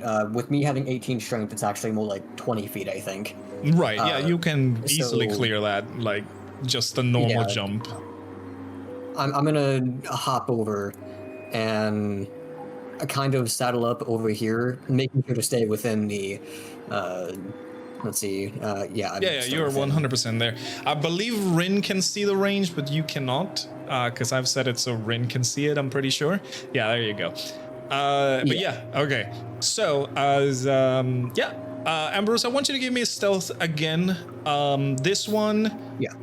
just a normal one. Obviously, you have Pass Without Trace, but I mean, obviously it's you're still disadvantage jumping. regardless, You're no still matter what I do. disadvantaged, and you're still jumping against around this pool. So you're still gonna land, and there's still gonna be a Yeah. sound, but we'll see how bad of a sound it is. Okay. Let me roll for 10 plus something 10, real 20. quick. Ooh, okay.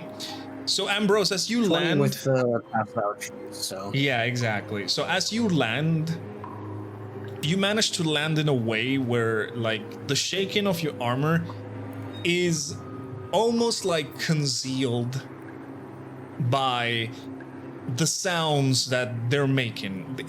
You guys heard that there's the sounds that they were making, they started to get a little bit louder. So Ambrose, you decided to take the chance, run and leap onto the other side. Same with you, Rin, which I want you to give me another stealth check, please.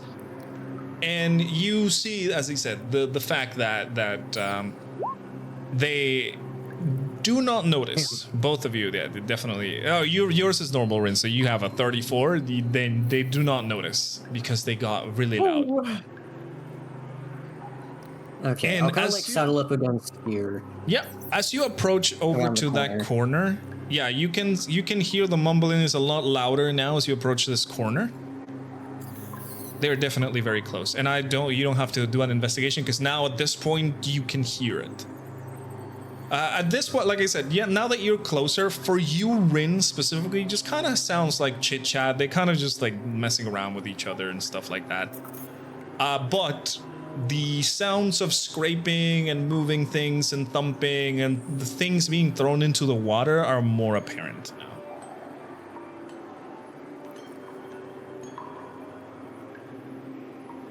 Okay. I'll kind of like glance at Rin every once in a while because I would say Ambrose is pretty well aware that his hearing is much worse than Rin's, and I am going to use my divine sense. Okay. To note, divine sense does not make any noise. All I do is basically like open my eyes to see things, and then I hear it in my own head if something is like kind of wrong. So Right. I'll go ahead and paste the thing again. So it lets me know if there is celestial fiends or undead within 60 feet of me. Oh yeah, they also have been stuff that has been desecrated or consecrated. Okay. So Yes, Ambrose, which I'm kind of going more for the looking for desecrated thing because I know it's around here somewhere. correct. As a matter of fact, Ambrose, But it gives me both. you close your eyes and focus your divine sense. The stone flickers slowly on the hilt of your blade, and then you open your eyes to feel this energy around you. Ambrose, there is a very, very big amount of desecration coming from this side. And I assume it's probably coming like directly around the corner. I think I saw Not you. not I directly was around the shot corner, temporarily. but from this side specifically. There's a very large amount, as I said. It's coming from this And side, as do I said. sense- Oh, sorry. Ping again. Oh yeah, I'm gonna ping you closer because you probably can't see anything. On this side, like on this general direction of Okay. like on this general direction, yeah, like over to this side all the way. And in Now- terms of undead fiends and things like that, you don't feel Yeah. anything like that, but you feel the large amount of desecration coming from that specific side. I'll kind of like turn my head towards Rin for a moment, kind of like putting a hand to cover like the left side of my mouth so it's a little less audible, and say, Vithius's blessing has not found any undead or that, but Also- whatever is in front of us is desecrated. Also, Rin, with your perception, because you got an insanely good passive perception, I can tell you that there is humans speaking, but you still hear the sounds of automatons moving and things like that. You presume it's the sounds of what is on the water, but you are 100% certain that the words of the speaking are mostly human.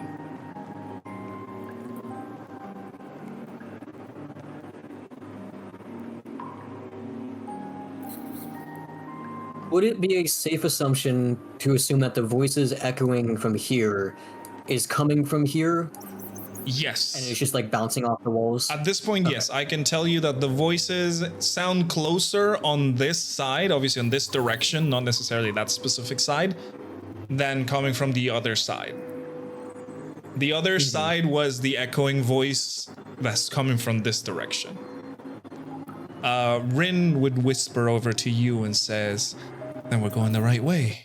Also, there's actual people here, so be ready for anything." Well, if they're House Thrail, I'm not sure I'd consider them people.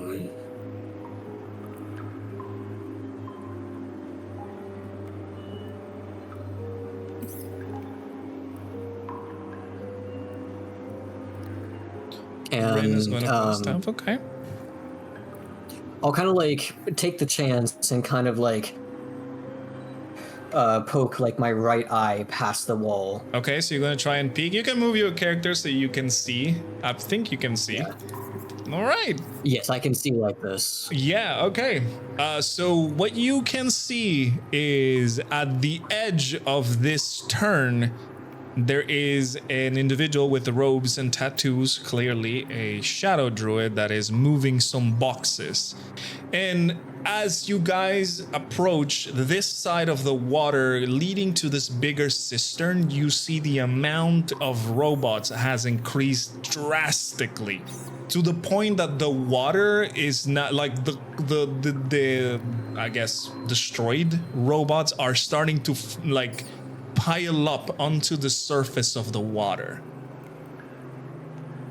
And let's see, Rin, because you have dark vision, you would be able to see as you also kind of peek through.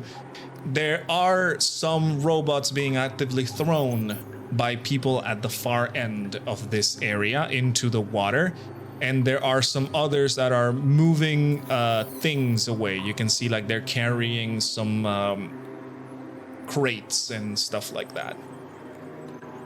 I don't know if you can. Dark vision. Oh, you don't? Okay, so I don't know if you guys can Yeah. see this person right here. They have not noticed you since you're just kind of peeking right now. But as he said, they are moving things around.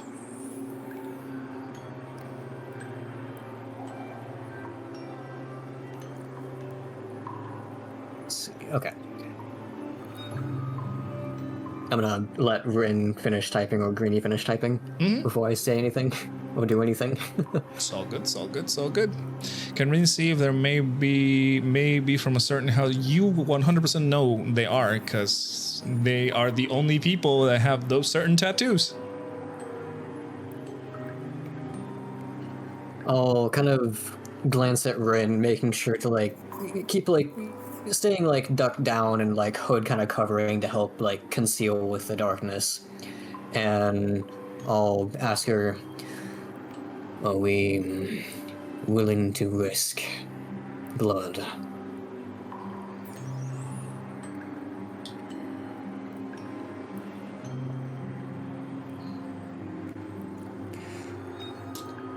Right then. Taurin says, oh, 100%.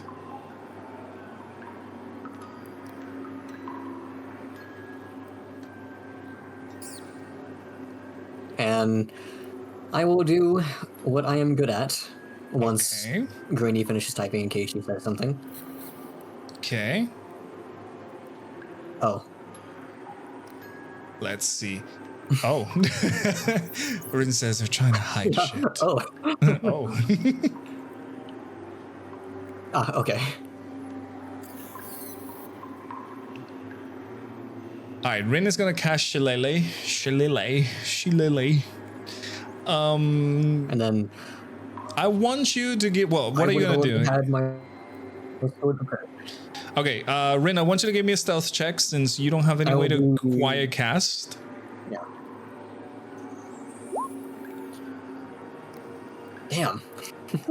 Jesus Christ. Okay, that's still a Shall lot. I? That's 29 with the freaking bonus. That's a Sure. lot. Yeah. That's a lot of freaking damage.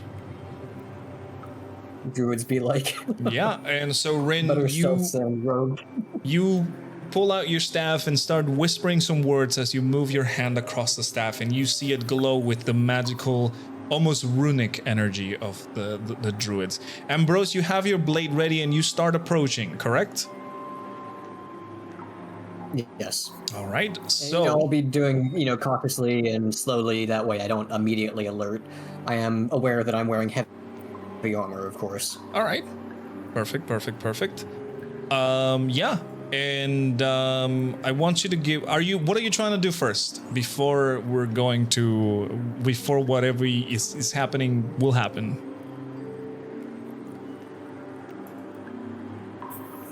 Yeah, I mean, I was basically going to say the same thing. I was going to, go up, near the wall and then kind of hoist the sword, And just grabbing sneak attack.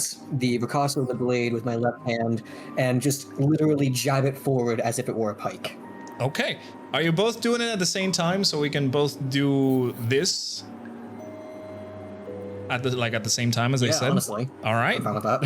All right. Oh God. Okay. Yeah. Roll as well, Ambrose. An attack. You would have advantage because you have obviously yeah. the stealth element right now.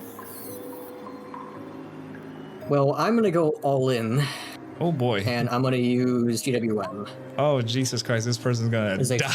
This person's 24 gonna hit. die. Okay, that is 100% a hit.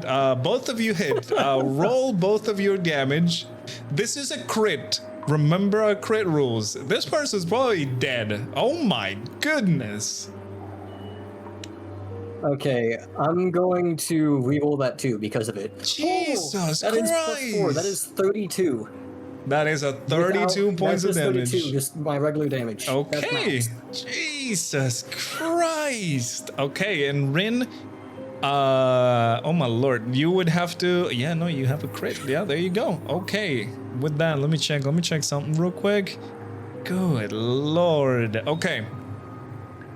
So, as you guys approach quietly, Rin obviously going slowly, readying her battle staff with the runic power of the druids, and Ambrose pulling out his sword, just kind of moving it back to immediately. Rin goes first. Rin lunges forward and hits the person with the staff in the back of the head, and the hit will make it like lean forward, almost falling down, and stun it long enough you can hear the thud against the head of this person, the cracking almost of the wood of Rin's staff, as it was a very, very hard hit.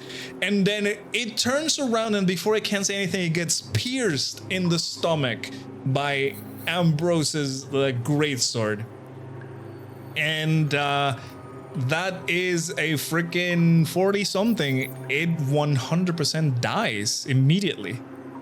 And the thud of the corpse falling would alert the people of your presence.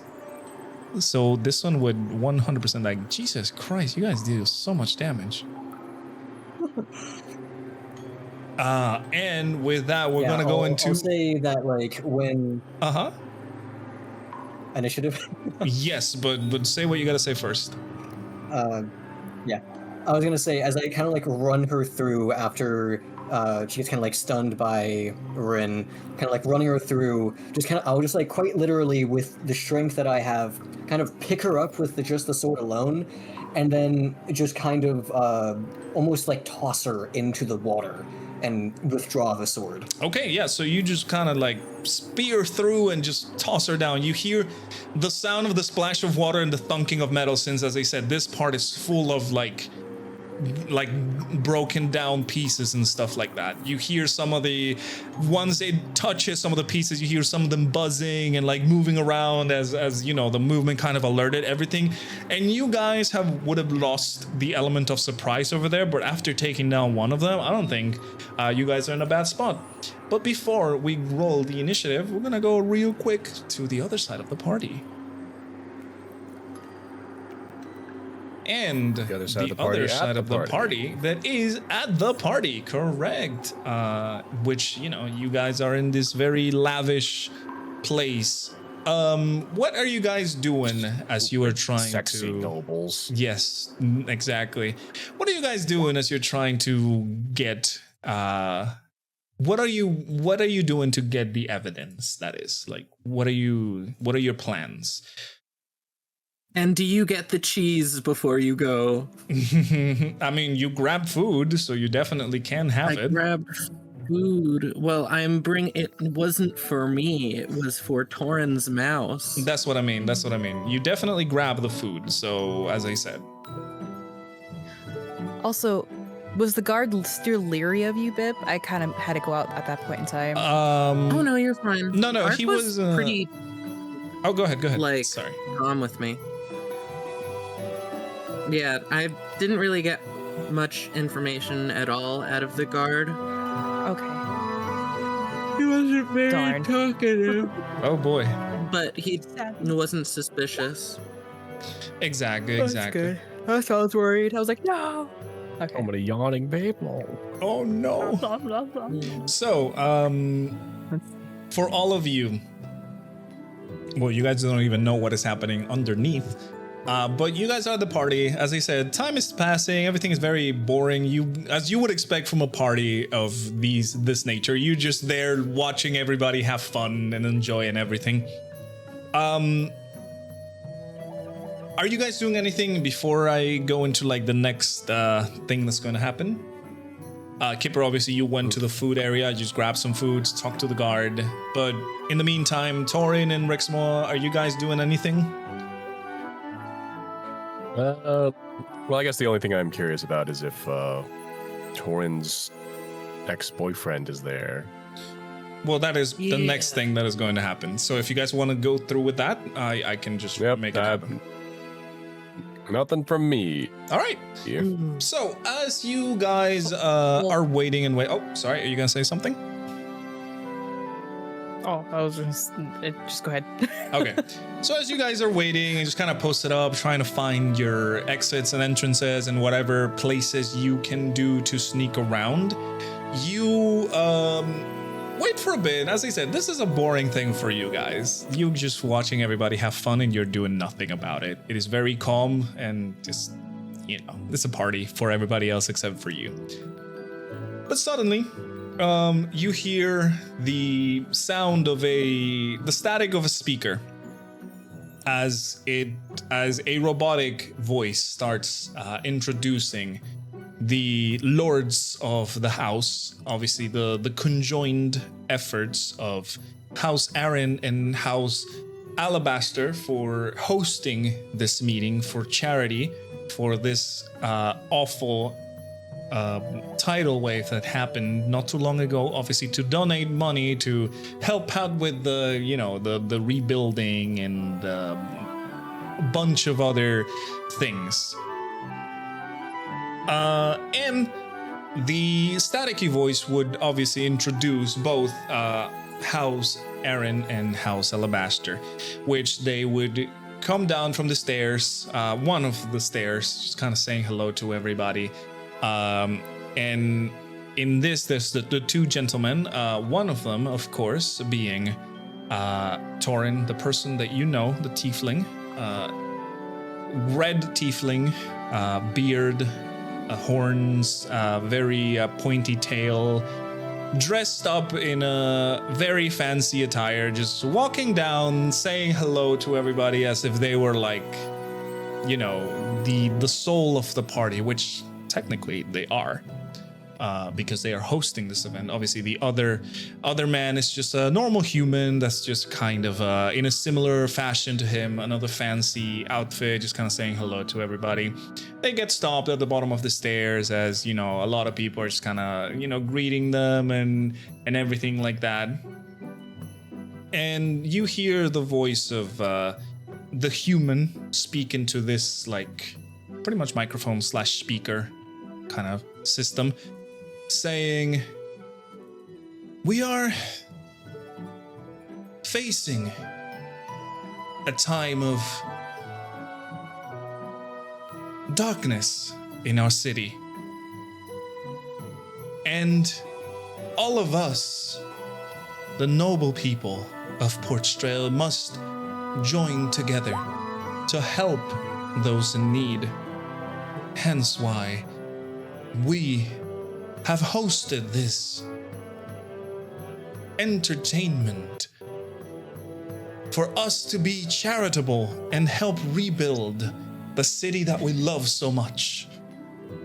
And the tiefling would now grab the quote-unquote microphone, and he would go, "All the funds donated to this ball would go towards the reconstruction of the upper city.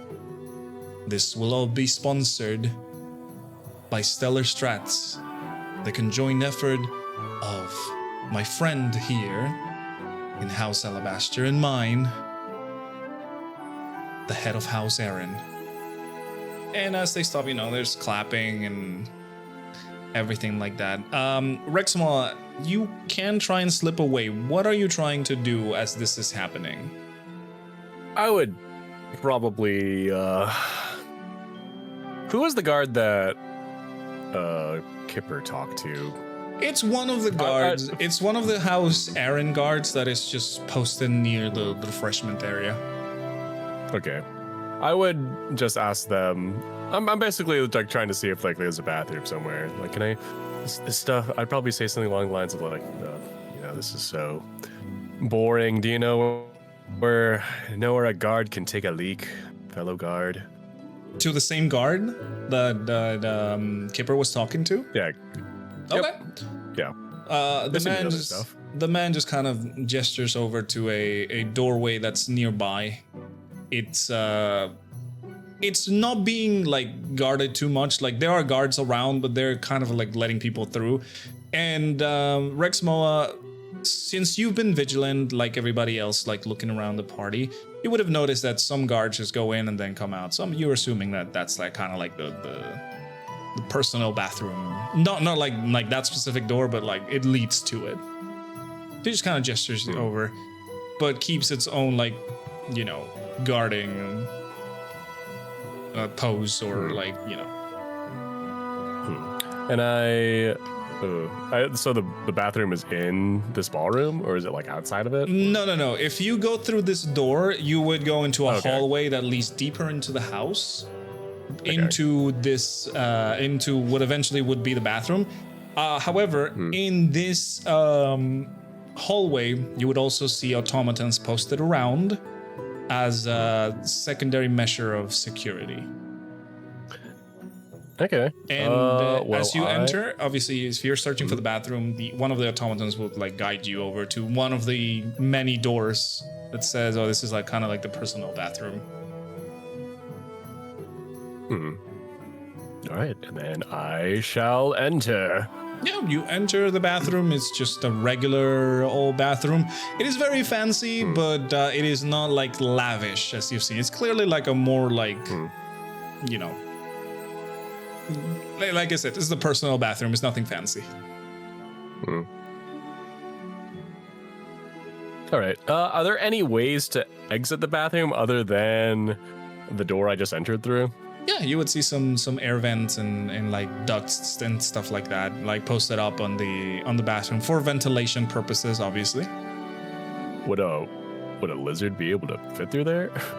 I mean, you can definitely try. Okay. Well, I'm going to produce the invisibility potion. Okay. I will drink it and not spill it on anything. I assume there's no one else in the bathroom. No, it's only like a one bathroom like thingy, and it's not like you know, one of those like multiple stall bathroom. It's just like the one bathroom. So like you just go in, you see like, you know, sink, toilet, and everything. Yeah, so you drink the potion, and Rexmoa, for the next following hour, you are invisible. I shall remind you that initiating any attack will break the invisibility. Taking actions will not break the invisibility. However, you may be spotted by other means, you know, sound, or the fact that obviously you are invisible, but whatever you grab is not.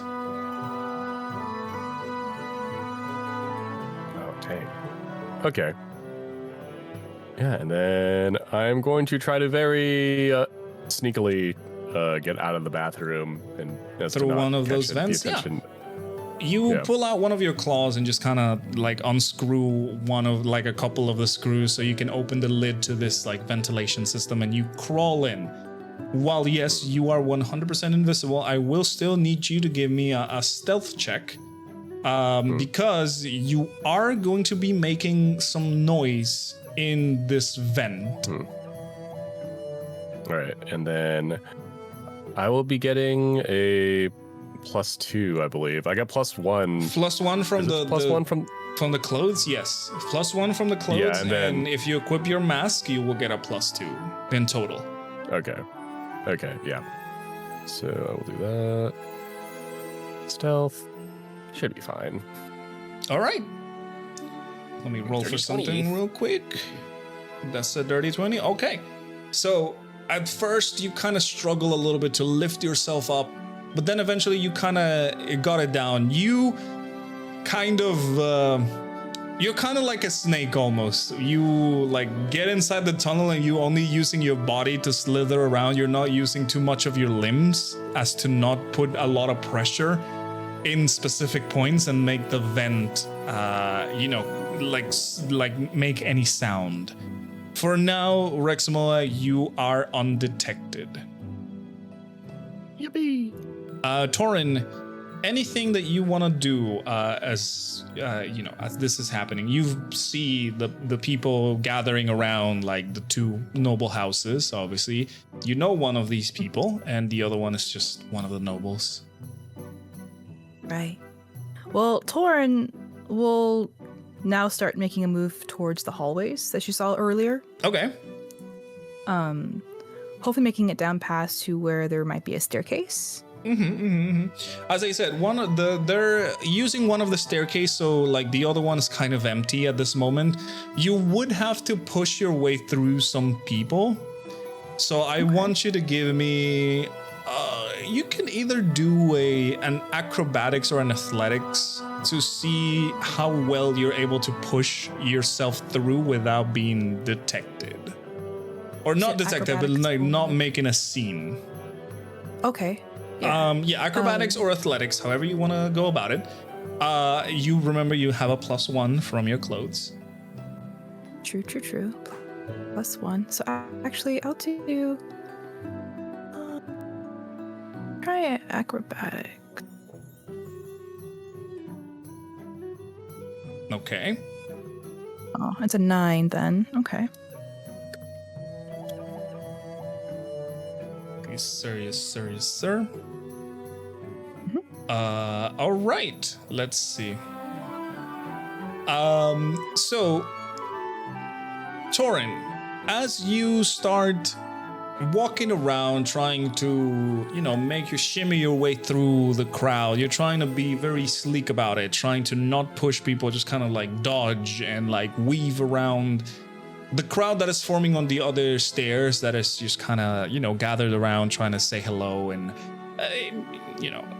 in the opposite stair where they are not, the crowd is a little bit less, but there's obviously people still waiting around for their turn to say hello and things like that.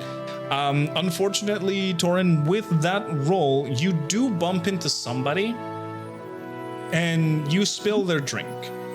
And they just go like, hey, watch it.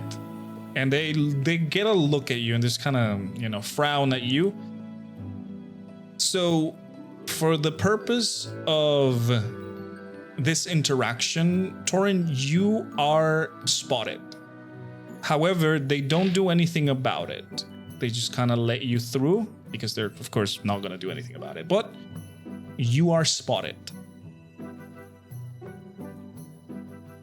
You are able to slip past them and eventually get to where you want to be, but you were spotted. Okay. So, all right. So, by that person or multiple individuals? That person mostly. Maybe that person tells somebody else. You are not really aware of that because you're trying to move, and just unfortunately, as you're weaving and dodging, and you weave onto somebody that you didn't notice and just kind of spill their drink, and they go like, hey, what's going on? They look at you, they get a good look at you, and they frown at you, and they just go like, watch it, and just kind of continue on their own way. But as I said, you're able to slip past, but you have been spotted. So now somebody has seen you doing what you're doing. Got it.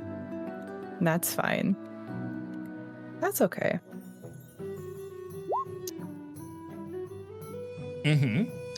So you get That's to the I'll continue. Yeah. Oh yeah, you get to the stairway, and what is your next course of action? You see, like, at this point you are very close to the nobles as they're making their way into the center of the ballroom. They're just kind of saying hello to everybody. The crowd is moving along with them. They're just kind of going through. What are you going to do? Is there a way to hide behind the staircase? Yeah. The staircase is not like a full like block below it. You can like kind of like sneak in. Okay. Yeah. Could I just kind of like squeeze up in behind there then? Yeah, 100%. You just kind of like using the cover of your almost perfect escape. You like duck below the ladder, and you're just there ducking down. You were spotted, but as you are in this stairway, you don't know if anybody saw you or anything. Right. No one saw. Mm-hmm. Maybe. We'll see. Maybe. Well, maybe. We'll see. I'll just keep going with what I'm doing, and then I'll just pay the consequences later. It's fine. Mm-hmm. Yeah. So what I'm going to do next is go ahead and cast, Pass Without a Trace on me and Max. Okay, Maximus and you are now a little bit more blurry, more harder to detect. Mm-hmm. And then I will take Max out of the pocket. Okay. Who is saddled, of course. Right. And then after that, I will wild shape into a little dwarf mouse. Okay. Awesome. So now we you're a will- mouse riding another mouse with a saddle. This is the idea. And then Yeah. we're going to vanish into the nearest vent. All right, yeah, you saw already the vents nearby, so you are able to find them properly. While you are wild shape as a mouse, you will be able to communicate with Maximus normally because you will both speak mouse. So Squeak squeakums. yeah, so you are able to go through mostly undetected, Taurin. Now, Kipper, what about you? What are you doing? After you grab the food, you spot both of your companions doing their moves. What are you doing? Well, I'm just assuming, just as Torn was being very sneaky, I sneaked a cheese to her as I was passing by, and I was like, "You're welcome." Yeah. And then I just decided to go back to, like, I see Lady Borealis, and I'm just like, okay, I'm gonna maybe just hang around her and see if I can eavesdrop some Okay. stuff. Not that Borealis is hiding anything, obviously. I'm her guard. I'm gonna be sitting around. But the people she's talking to, I want to see if I can All right. hear or get any of the stuff that they're getting, or talk to their guards. Perfect. I want you to give me a perception check, Kipper. Okay. Okay, let's see. I am perceiving. I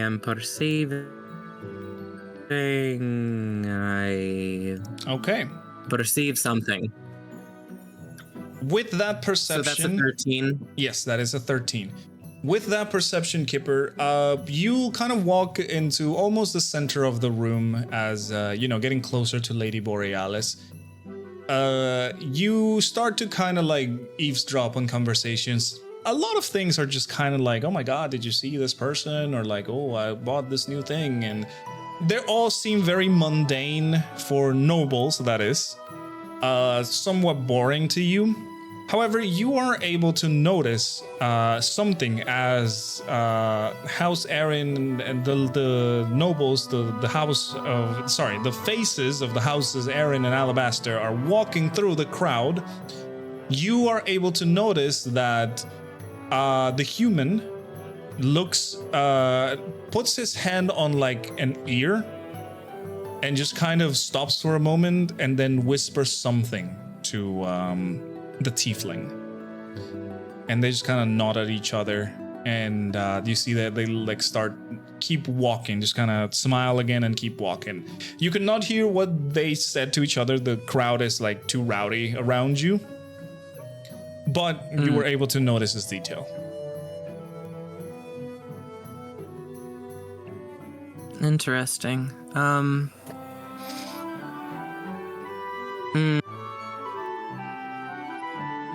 Part of me is thinking of doing something embarrassing, or I don't know. You know what? No, I can ask Lady Borealis to talk to people for me, and then just follow her around. Maybe, yeah. Yeah. So is Lady Borealis? I guess I'll wait until she's done with whatever. Oh, you can see her. She's like mingling about with Zephyr, mingling about. They're not conversing with a lot of people. They're just kind of doing some small talk. Then they stop, just kind of have a drink and like eat something. They're just kind of like mingling about. So you can approach them as soon as you see an opening. Yeah. Mm-hmm. Okay. I just kind of go. I guess, kind of just go wherever they are. I'm like, so. How's the night tonight? Hopefully not too overwhelming. And Borealis kind of looks at you and just kind of smiles and goes, "You're not supposed to be this close. Although, I will make it sure that it seems like we're talking important stuff." You know, she's kind of like faking telling you something like very important with a more serious face and everything.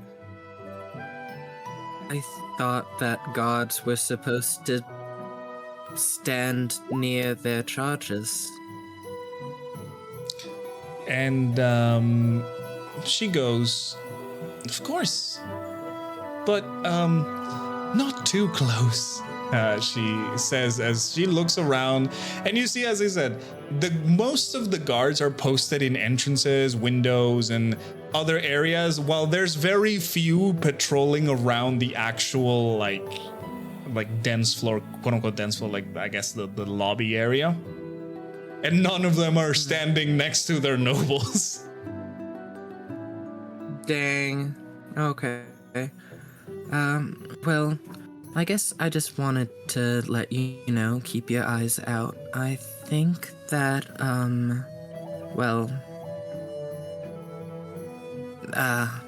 House Aaron and House Alabaster, I think that they may be up to something. I mean, that's very vague, but, And as you are saying this, you see, what's his face? Sorry, a Selving Thrail. You see him walking around closer to, like, walking past you and stopping by Lady Borealis, which she quickly gives you, like, the glasses she was drinking, and she just kind of puts it on your chest and goes, "Fetch me another drink, please," and just kind of pushes you away. Okay. As so like Selvin, I'm instinctively, my ears are already down. My ears are already down. yeah, okay. And as Selvin immediately just kind of starts talking to her.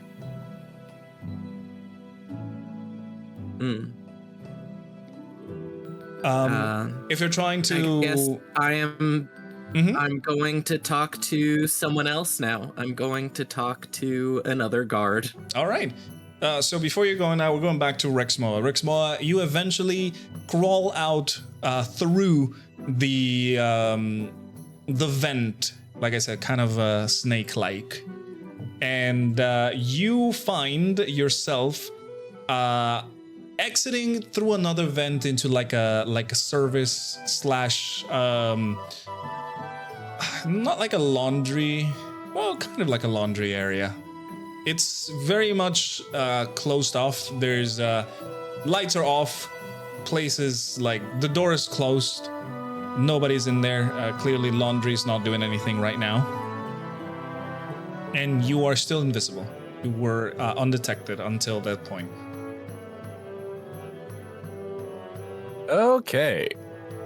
Well, I guess I'm trying to, like, I guess, orient myself where I am in the house and just try to find my way to the third floor. And Yeah. I'll be very sneaky. As you exit to this, like, outside of this laundry area, you would see that you are pretty much at the other side of this hallway that you entered first, where the automatons are posted out and everything. You can, like, push the door slightly and be able to see at the end the automatons are pretty much unmoving, just kind of looking around. Oh, well, you got some other drawings here. I'm going to use the same image.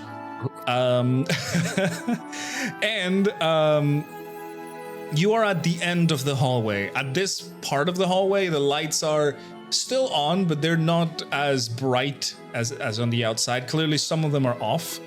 And you would be able to see at the other side, like a stairway to go up. And like I said, the hallway ends onto like a little corner with a stairway to one side, and the other side is just like the rest of the hallway where the automatons were. As you open the door, they don't notice you. Is this the same stairwell that Taurin's at? We're gonna get to that. But first, Okay. let me know what you're doing. Jumping the gun. Yeah, I'll just make my way towards the stairwell and be really sneaky. And given what Percy said about automatons. I'm gonna try to stay out of their line of sight if I can. Okay. But like if it's like impossible to do it, then I'll just like walk past them and see, So what happens. As you start going into the second floor, you hear footsteps walking around. You see maids going from side to side, cleaning, leaving things ready for the party. And one of them, you see like a couple of them kind of taking the whole hallway, going at you. And I'm going to need a quick dexterity save to see if you are able to avoid them without any suspicion. As I said, both are kind of talking together and just kind of taking in the whole hallway.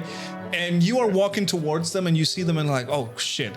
And Rexmoa, with your dexterity, you are able to kind of squeeze, like put yourself against the wall and just kind of like make yourself as thin as possible. So like they cannot see where you are, but they're both talking about like, oh my god, this is so tiring, like I want to go home already and blah blah blah blah blah, as they just continue going through the hallway and you remain undetected so far. So one maneuver I do want to kind of pull is like, do these hallways have windows? Yes, most of them do. They have curtains, all of them. Curtains are closed now. I remember they were open before, but now they're all closed. Okay. I wanted to see if I could kind of like give myself an advantage by peering with the bird who's outside. But if all the curtains are closed, I guess that's not too feasible. I mean, you remember... Actually, I will quickly check. Mm-hmm. You do remember where the room is that you scouted before. So if you try and look with the bird, you will know like where you are, and you can like obviously just kind of look outside and be like, okay, I'm here trying to triangulate my position with the bird. I am here, and then that's it. But as they said, since you have to open up a curtain, that may raise suspicion. Okay. Are there still people in this hallway? I would just like you hear them like one open walking to see. Yeah, you hear them walking here and there. Like there are definitely people. You don't see them in that specific part you're on right now. Okay, yeah. I will just very slightly open a curtain to let out some light. All right. And see if I can spot it with my bird to try to figure out where I am relative to that office. I want you to roll me a D100. It's exciting when the D100 comes out. Ooh. Wow. All right. So, Rexmoa, you look out to the window. You open the window a little bit. You look down. Sorry, not down. Out, and you kind of try and gather where your position is with you, like according to the bird.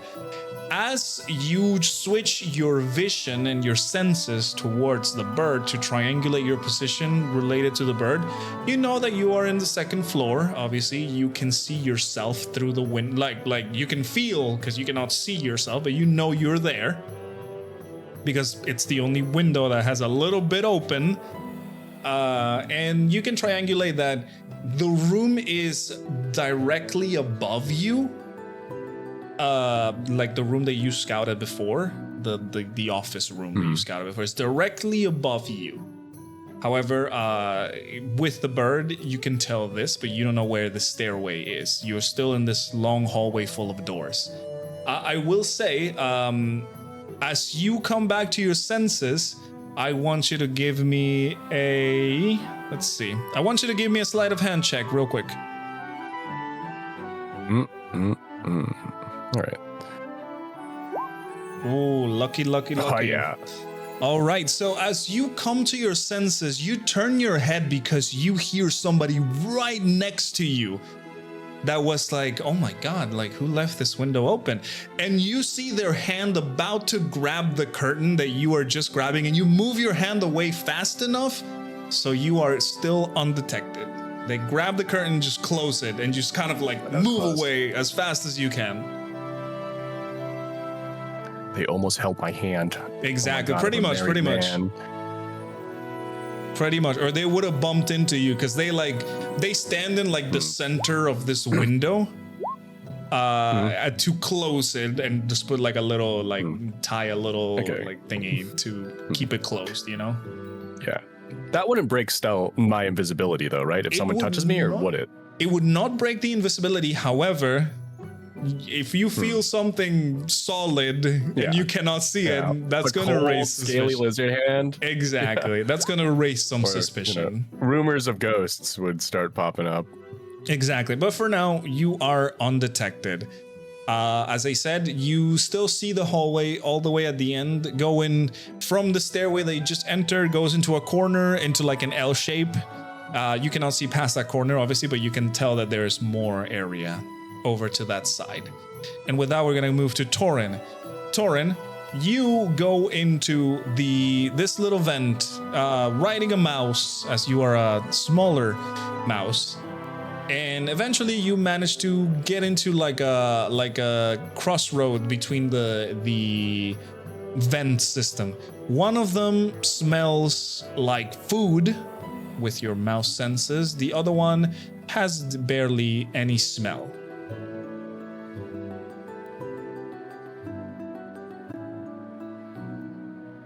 Okay. Mm-hmm. Cool. Well, Taurin would then address, Max. Let's see. Max, let's try and head upwards. Let's see. Which way is your nose telling us to go?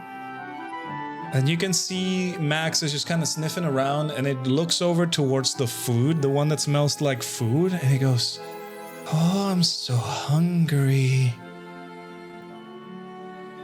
Again? And it starts walking towards the food smell. Towards the food.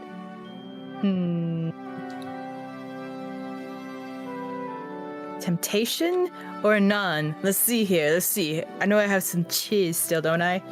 You do. You were handed some cheese by Kipper. Let me go ahead and rip off a little bit and give that to Max to kind of sustain his hunger for now. And we'll go down the non-smelly. Give me an animal handling check to see if Maximus would accept. Well, it will accept your cheese, but if he will, not give in to the food temptation. Okay. All right. With that, Maximus just kind of stops and smells your hand that has the cheese and just eats it, and then just kind of turns around and goes wherever you're leading it. And it goes over to the part of the vent that doesn't smell like food. And as you exit through this small vent area, you see there is a bedroom. Just like a random closed off bedroom. Nothing fancy about it. It looks to be like some sort of probably maid bedroom, or maybe some part of the staff. It is a bedroom with the lights are off, and it is closed. So you're kind of, as far as you know, you're safe there. Okay. And we are... Is there any way for us to know... Let's see. Lights are off. What can we do in here? Is there a way we can get like a higher vantage point? Can we crawl up like a desk or maybe... There is desks, like drawers, and like a bed. You leading Maximus around, you have him crawl into like a desk to see the room. As I said, it is a very simple room: bed, bedside table, wardrobe, and nothing fancy about it. It is, as I said, probably one of the maids or the staff's room. Okay. So, okay, and there's nothing strewn about, just nothing to... Yeah, the lights are off, the door is closed, nobody's in there. Now that you have the vantage point, you can be certain that nobody's in there. Okay. Is there any nearby mouse holes that we can sneak into next? You could sneak through the door, maybe. Looking around, there are more of these vents. They will take you to different rooms. If you're like looking around, they will take you to different rooms. But you can continue sneaking about. Okay. You can go out into the main door. We'll see what happens there. Or, as I said, continue sneaking about the rooms. I'm gonna sneak into another room. Yep. You go down into below the bed. There is another vent of the same nature. You sneak about the next room. The next room has the light of a candle lighting it up. And inside of the room, this time it is not a staff room. However, it is wait, hang on a second. I got a text, a weird text. Sorry about that. Sorry. That was me. Okay, it is not a staff room. However, it looks like a supply closet. There is a small candle lighting up the room, meaning somebody has been there recently. And what you are able to see is one of the same guard automatons that is in there. It is shut off, but like laying there.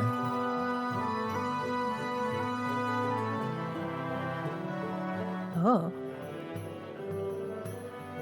Completely off, huh? As far as you can tell, it is completely off. Should I go talk to it? It's up to you. Ooh, I could. It's up to you. Might be a better idea just to take the battery out. I know, right? So is it, are you really off? Let's see here. So someone's been in here recently. They shut off automaton. They've always been on though. Why is this one off?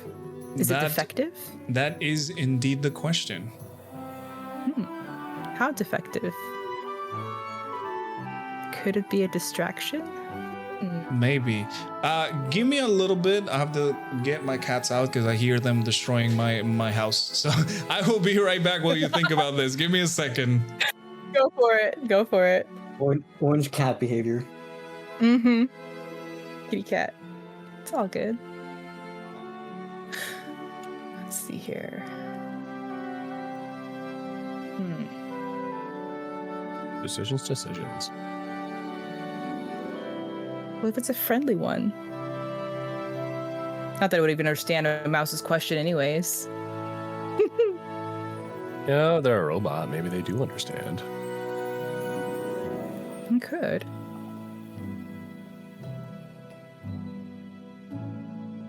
It's Kinda just like someone's like lover. Oh no! So I'm just saying, it's a candle. It's a candlelit room with an automaton laying on a bed. It's awkward. That is weird. Now that you paint it that way. Awkward. I'm just saying, you know, just But pointing then- out the obvious. They might have more information than in that case. I don't know. Huh. Yeah, I might go poke around. I don't know. Alternatively, like a nanny, but I don't know.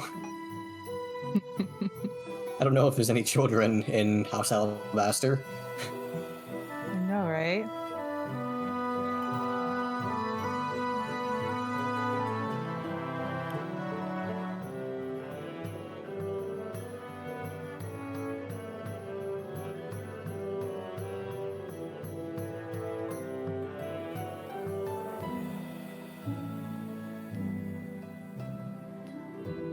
Really don't want to do anything that's going to hinder the party, though. I mean, you can take the risk. I mean, like, you can always just like turn it on and then just like turn it off. take the battery off. Yeah, turn it off. If you can even figure out how to turn it on. That too. Is there a I don't button? really know how simple this is. Yeah, we know how to turn them off permanently. The automatons? Yeah. As in kill them. Yeah. Yeah. No. Permanent. That makes sense. You know, I kind of want to Don't do know if it that. has intel, though. Unless I it- am curious. Talk It to might be you know. lacking a stratagem, honestly. Yeah, I That mean, could- honestly, if you want to make the more interesting decision, I don't really mind. The chaos is only going to help me out, so. I mean, I might as well. I'll. You know what? For the sake of the mission, I'll be the bait. Why not? You can always rewild shape. I can. I can The turn into virtuous something. mission. I'm surprised you didn't just walk up to your ex. You Why would Taurin- gotta talk Oh. to him. Ugh. No. Nothing good happens from talking to your ex. Just I bad need to know the memory. lore. Terrible memory. Kipper actively saying the opposite of what every good friend says to someone. Oh, I want to talk to my ex. You should not do that. Yeah, Maybe no, you're good at see, it's not Kipper saying this, it's players saying this. Right. I Like, just yeah, want to you- see Is that better or Taurin worse? kill a man. All right, I am back. Taurin to kill a Hello. man and for me All to right. watch. We've seen her maul a man. So, Taurin, what is it that you are doing in this room? I want to investigate the automaton and see. How if close are you it's, getting to it? I want to be able to touch its toe or touch its toe with gas toes. Oh, Am I? Yeah. you'd have to get creative. I thought Dick was the feet guy. Have a Oh toe. my lord. I am not the feet guy. So you're you're the going feet guy, so you're going to touch the automaton, correct? I want to poke it. Yeah. Okay. Yeah, as you move closer, are you staying on Maximus or are you like hopping off of him and just poking it? Yeah, I will go by myself. Maximus can wait for me by the vents. So as Maximus waits on the vent, you go out, get close to the automaton, just kind of very shakily, little mouse hand just bam touches the automaton on the, I'm assuming the foot. Nothing happens. Okay. A little bit more courageous. So you said a supply closet. Is there like a broom or something she can climb up? Yeah. And like You could climb like a broom or like okay. There's also Can I a get robot for you to climb if you want to. Just kind of like shimmy up there and then like see if I can like grab and then get to its shoulder maybe. Okay, yeah. So you're going to all right, I want you to give me an athletics check as you are climbing on top of the broom and the broom starts to lose balance as you get up onto the top. Wish me luck. Athletics, right? Okay. Yep, athletics. Squeak. Ooh. So Taurin, you reach the top, but you have moved the broom enough that the broom starts to fall to a side. There will be noise as the broom falls. What is your next course of action? Leap to the nearest thing I can grab onto. Okay. I would say since it's a supply closet, you would be able to leap onto more of the cleaning supply, like a shelf of cleaning supplies. So I want you to give me a dexterity save. This is happening simultaneously. Like the broom starts to fall and you jump, and I want you to give me a dexterity save to see how fast you can hide. Okay. And I'm gonna roll for something. Ooh, okay. So, Taurin, you get to the top, the broom starts to slide off. You jump into, onto the shelf and land onto it. But as you land, you kind of like slip past and you have to grab onto you with your like front legs or hands, paws, whatever. And you kind of pull yourself up. The broom falls and makes a sound, and immediately the blue glow of the automaton turns on, and the automaton just kind of springs to life and immediately looks over at the broom, then looks over at the lit candle and moves over to like extinguish it with his fingers. Then it turns around because as this is happening, you manage to climb yourself up, but you, with that dexterity save, make a sound as you move some of the supplies, and the automaton turns around and it's moving closer to investigate. You see him like you drop like a bottle of something, and the automaton turns its head and it goes closer to investigate. As you are in the cover of these supplies, you can see the blue glow of the automaton getting closer and closer and closer. And I want you to give me a stealth check to see if you are able to keep yourself hidden or you are spotted by the robot. At this point, by the way, Maximus would have stayed inside of the vents to avoid detection from the robot. Good, Max. Okay, let me do a little roll. All right. So as you move closer, you hear the bzzz as the yeah, you have Pass Without Trace, exactly. You hear the you know, the movement, mechanical movement of the arm and the shuffling as it tries to arrange things, and you see the head of the automaton get inside of this closet and start to look around. But you are able to squeeze yourself between some bottles and some other sort of cleaning supplies, just enough that the automaton cannot catch you. And after looking a little bit, it moves its head back, the glow starts to move away, and you kind of peek through and you see it return to its spot, and it just kind of like stands, and then the glow just turns off as it goes into like a sleep mode. And for now, you are undetected.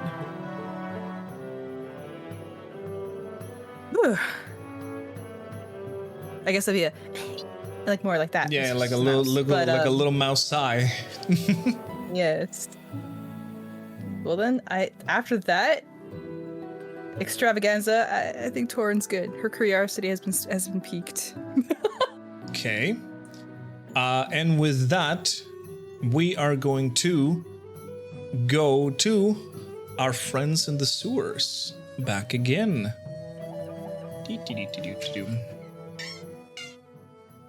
Nothing bad's happening over here. In fact, something has been killed.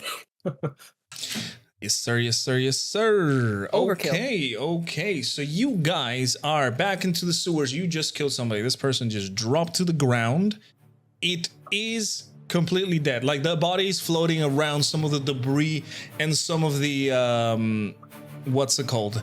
And some of the corpses of dead robots as well. And we are going to roll initiative if you guys want to, because as I said, at this point, let me redo that. Hang on, don't roll initiative right now yet. Let me set up the turns real quick. Okay. And now,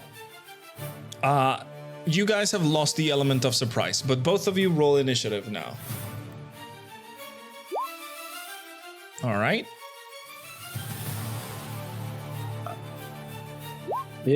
Yeah, that makes sense, about right. Where's my other die? Where's my D20, man? Wait, actually, where is my other D20? Oh, there it is. Okay. The screen is black. Oh, you have to watch it on the stream, because otherwise, like, you won't be able to see it. Fortunate. All right. And now, as the combat will start, let me move the screen around. Sorry, I have you guys a little bit blind. So now, as the combat starts, the first one is this druid right here. It drops a crate of things that it was holding and immediately starts casting a spell. It produces a ball of fire on its hand and just tosses it over at Ambrose. Ambrose does that is a 22 to hit. Good lord. That will hit. But guess what I'm wearing? Fire-resistant armor. That is true. You will take half damage from the fire. It is still 2d10, but that is half damage. Yes, your Pass Without Trace. Well, technically it's not gone, but you are spotted, pretty much. Yeah, Schlepping isn't concentration. It is not concentration, exactly. So, Ambrose, you would take 10 points of fire damage, which halved would be 5. Because you are now resistant to fire damage.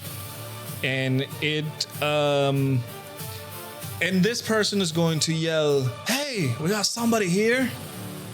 And the other person, its turn. It is going to put, like, this one was dropping some automatons on the ground, and you would see this one drop one on the floor, which makes it flicker on the ground. And he puts down both of his hands on the ground, and suddenly vines start growing below both of you. I want you to give me a strength save, both of you, as you are going to be tangled with tangling. What's the name of the freaking thing? Tangling roots. Okay, well you're good at Entangle? it. Entangle. It's just entangle, right? I always get them confused. Strength is literally my best stat. Oh, so Rin has a +2 for my Earth Mother's Touch. That is very true. You have a +2. I just lost mine because of the 5 damage, so... Right, you're right. You did. Okay. Both of you will save. However, this area for you now counts as difficult terrain, and every time you move 5 feet from it, you will have to do a strength save. But both of you did save. And that is going to be the turn of this man right here. Rin, it is your turn now, as you have disposed of one of them, and the other one's still going. Oh, that is true. Look at that. I am an Earth Genasi, so I can walk across difficult terrain as long as it is stone or earth. This is stone floor, so lucky.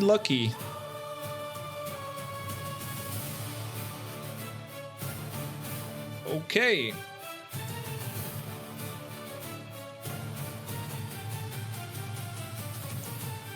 We're just gonna cast Chill Touch on which dude?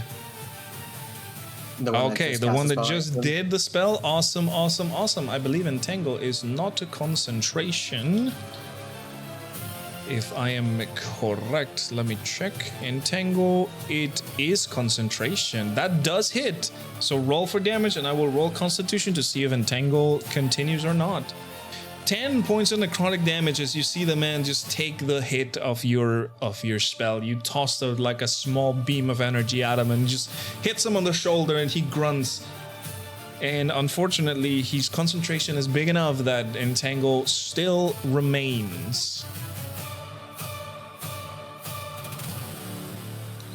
Is that it for your turn, Rin? Rin calls him, yes, okay. All right. This other guy is going to walk a little bit closer to you guys. And let me check real quick. You are within 30 feet. If I am correct, I can do this.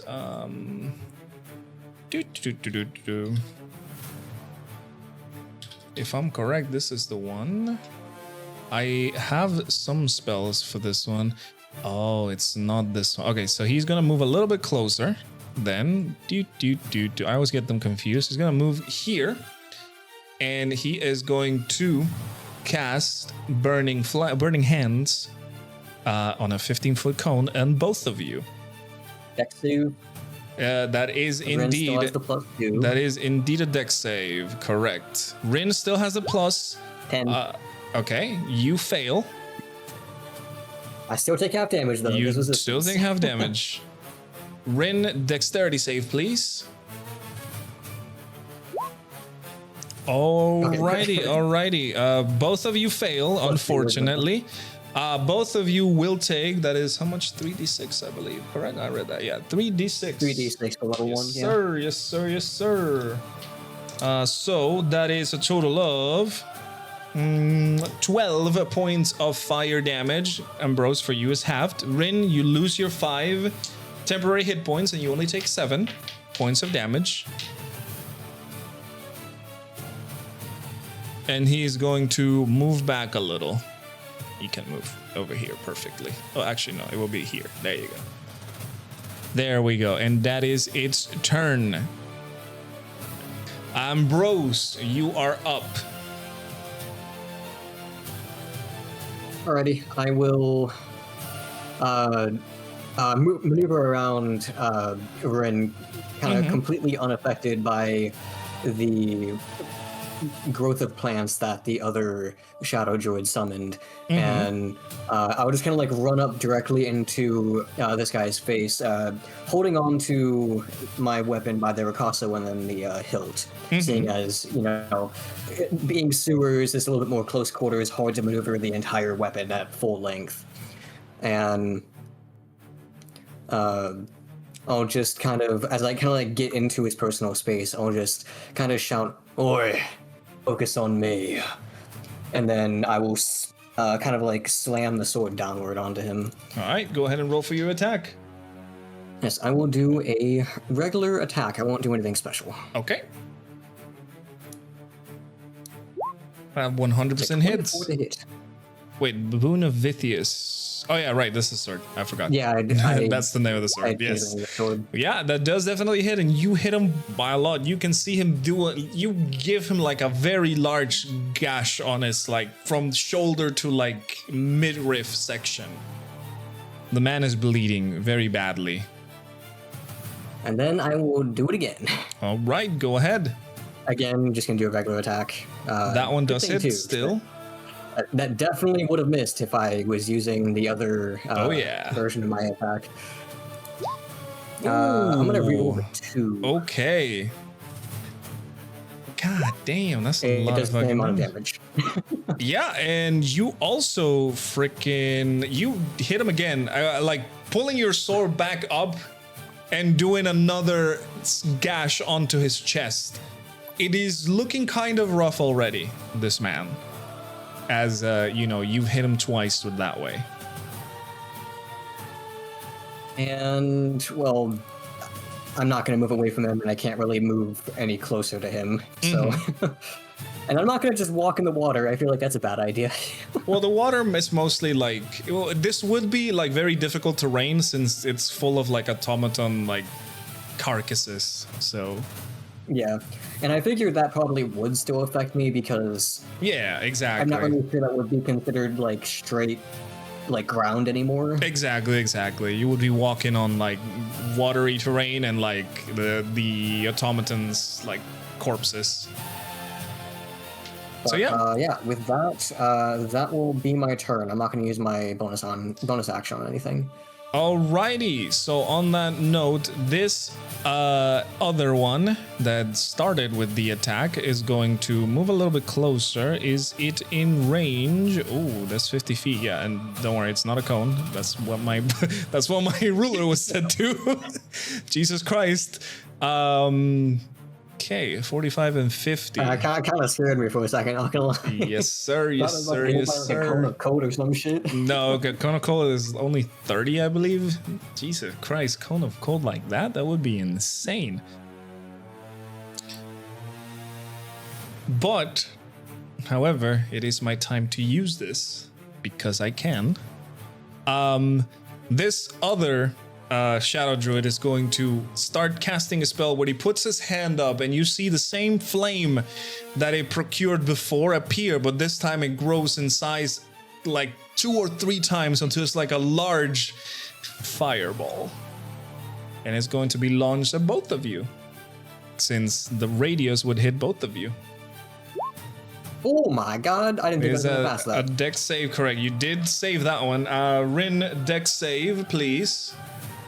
You no longer have my +2 buff. Correct. Rin, you fail the save. And you are going to take, let's see. Got it.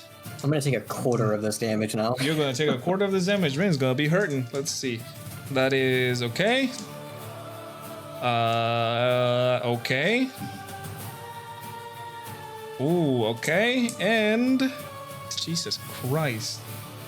You are going to take 31 points of fire damage. Rin, Ambrose, you would take half of that, which would be 15, which half of that means 7. Take a total of 7 points of damage. fire damage. Yeah, that's I wasn't even trying to fireball. prepare for this. I was trying to prepare for the call to fire. That is fireball. Alrighty, and that is going to be the turn of this one. Then the other one is going to start walking forward, but something interesting happens as he walks forward. He walks over, like pushing the automaton that it just like dropped down, and immediately that automaton turns on. And it grabs him by the leg, and you guys can hear him like go like, "Oh fuck, let me go," you know, like kind of, you know, like cussing at it. And the automaton itself has only a torso and 2 arms, no lower body, and the automaton grabs onto its leg and starts climbing onto him. and it grabs him like bear hug as he is now restrained by an automaton. We're gonna put a little red dot over here. He can still walk at half speed, but unless he saves, which I am about to see if he saves, he does not save. You can see him like stumbling in front as he walks a little bit more, but this automaton has him completely like grappled. And that is going to be it for his turn because it didn't save, so it is restrained. Rin, you are up.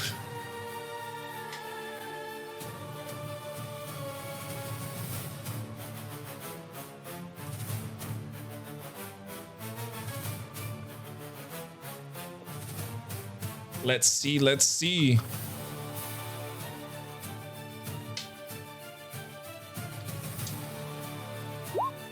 Oh, by the way, the entangle would burn away because of the fireball. That's how it works. It sets fire onto everything, so the entangle would have just burned. Plus, since it's restrained, I believe he loses concentration anyway, so, you know. Alright, Rin uses symbiotic entity. Alrighty, you use one of your wild shape points to create a little bit of a shield around you. Yes, sir. You get temporary hit points 4 times your druid level, which I believe would be 40 hit points. 40 temporary hit points. You see Rin let out a growl as the air around her becomes full of tiny spores.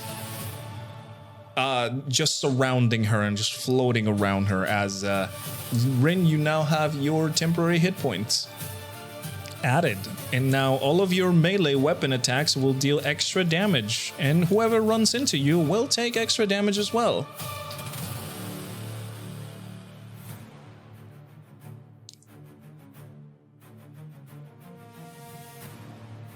Okay, Rin is going to move forward.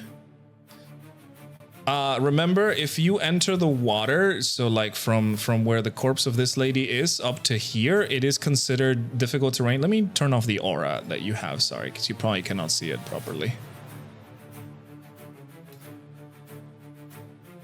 There you go.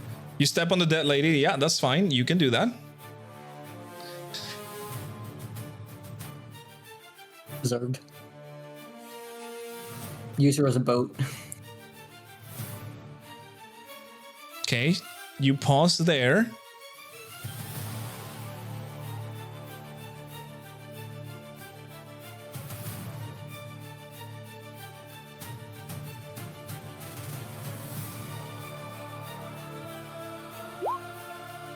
You cast Healing Word on yourself.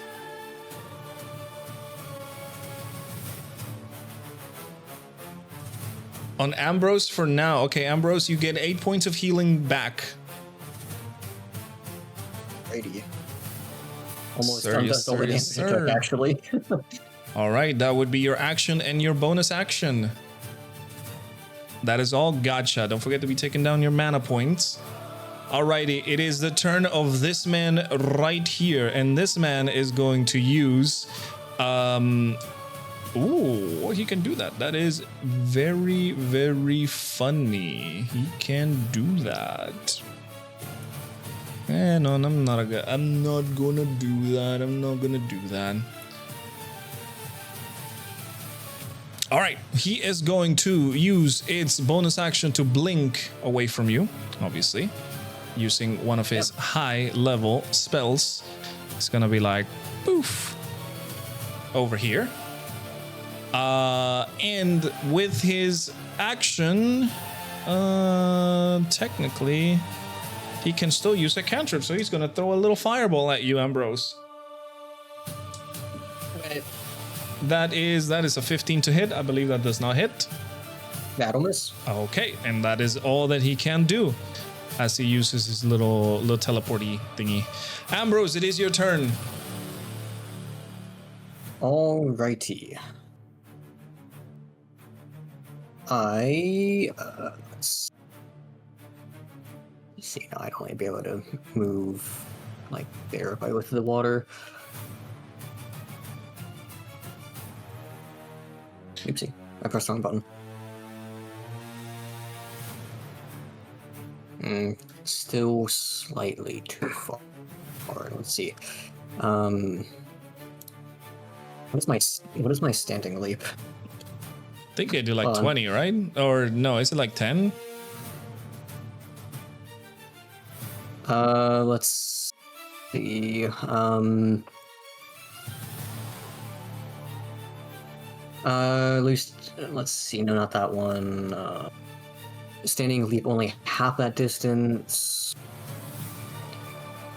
You can cover up to your strength score. Mm-hmm. I can only do half, so I'd be able to get like here, and then I'd be able to get there. So it's the same distance actually. Mm-hmm. Okay. Actually, no, it would be slightly farther. Okay. Well, I guess I'll do a standing leap and jump over to here. I can't get any closer, which is the unfortunate part. Okay.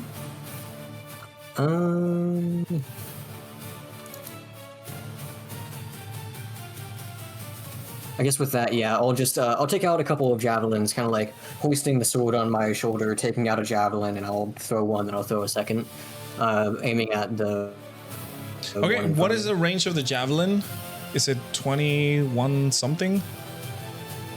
Because remember, if you're in the closer end, you also get disadvantage. Oh, no, that's the range at which you have normal attack. It's past that it becomes disadvantage. Oh, right.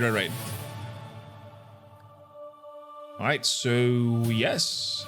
Go ahead, that would be a I will dexterity. Yeah, oh, that definitely hits. 24. Yes, sir. Okay. That will be 7 against the closest one. Yep, you definitely hit him. You see the javelins like stick onto his like freaking leg, and he is looking very rough now. And then I'll do it again. 19. That one also does hit. Ooh, okay. All right. You grab the javelin. This one pierces him through like the like side almost, like on the stomach, kind of lateral side of the stomach. And you see him like, oh, ground in pain, just drop down to one knee. He is almost gone. Alrighty then, and then with me throwing 2 javelins, it'll be my turn. Alrighty. As this other one starts, she sees you throwing javelins and starting to get the other one, and it is going to try, and she starts moving her hands as she's casting a spell, and now you see her eyes glow and a small burst of energy goes against you, and I want you to give me a wisdom saving throw since she's trying to cast whole person onto you. Oh boy. That okay, I'm gonna be is stuck here permanently now. a fail, and Ambrose, you are now paralyzed as long as this lady keeps concentration. I am now unable to act because I have a very low chance of succeeding on that. Correct. And this lady's just gonna try and grab the friend and just move him along, like slowly past, you know? It doesn't have a lot of movement. That will be this much, because since it's trying to force movement onto another person, which halves her movement, that will be that much onto that. And then it is a turn of this person, and let's see, they're going to try and remove the automaton from their grasp. Oh, that is nat 20, so they succeed. You see this man just kind of shimmy and grab one of the arms of the automaton, just kind of peel him off his chest, and then grab the other one and just sling it up from his like shoulder and just slam the automaton down onto the ground. You hear the thud of metal as you hear things breaking onto that automaton, and then instead of hitting both of you, this man will hit the automaton down with some burning hands. In a fit of rage, you see him like grabbing the arm of the automaton. He puts out his other hand as a pretty much a burst of flames goes down, hitting the automaton and like destroying one of its arms, like blowing one of its arms entirely off. The automaton is still on. You guys can see the blue glow of the automaton in its chest and in its face, but it only has now one arm to defend itself. It's basically just a torso and, with an arm and a head. And let's see. Since Eat has released himself, he already used this action. He's going to stop right there. Rin, it is your turn.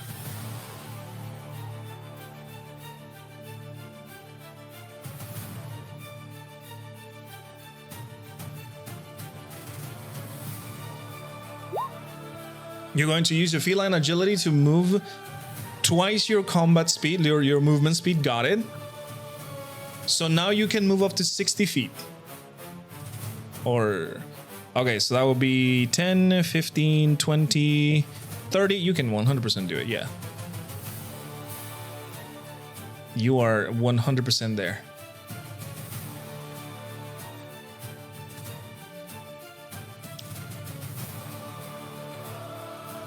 Then I'm gonna bash it. Okay, go ahead, roll for your attack. That does hit. My God.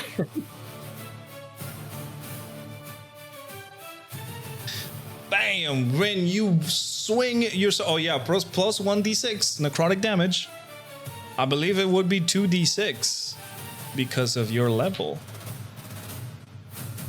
For your symbiotic entity. Or no, wait, no, sorry. It would have been... No, it's 1d6, sorry, because you start at 1d4. Sorry, my bad. You start at 1d4, it just gets to 1d6. All right. Yeah, you swing the staff as the other person is like pretty much distracted by destroying or attempting to destroy this automaton. And it looks up as you swing the staff and just bam, smack him on the side of the head. He loses balance a little bit and you can see it took damage, but he's still standing strong. Alrighty. And is that it for your turn?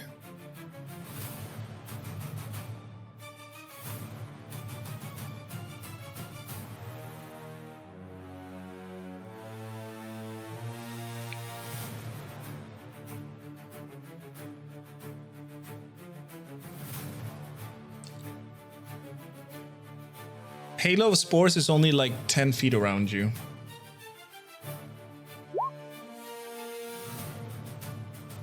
Starting at second level, you're surrounded by invisible necrotic spores that are harmless until you unleash them on a creature nearby. When a creature you can see moves into a space within 10 feet of you or starts its turn, technically, this guy on its next turn is going to start its turn over there. You can use a reaction to do 1d4 damage if they succeed on a save. So technically you can't do it right now, but in the turn of this guy, you can.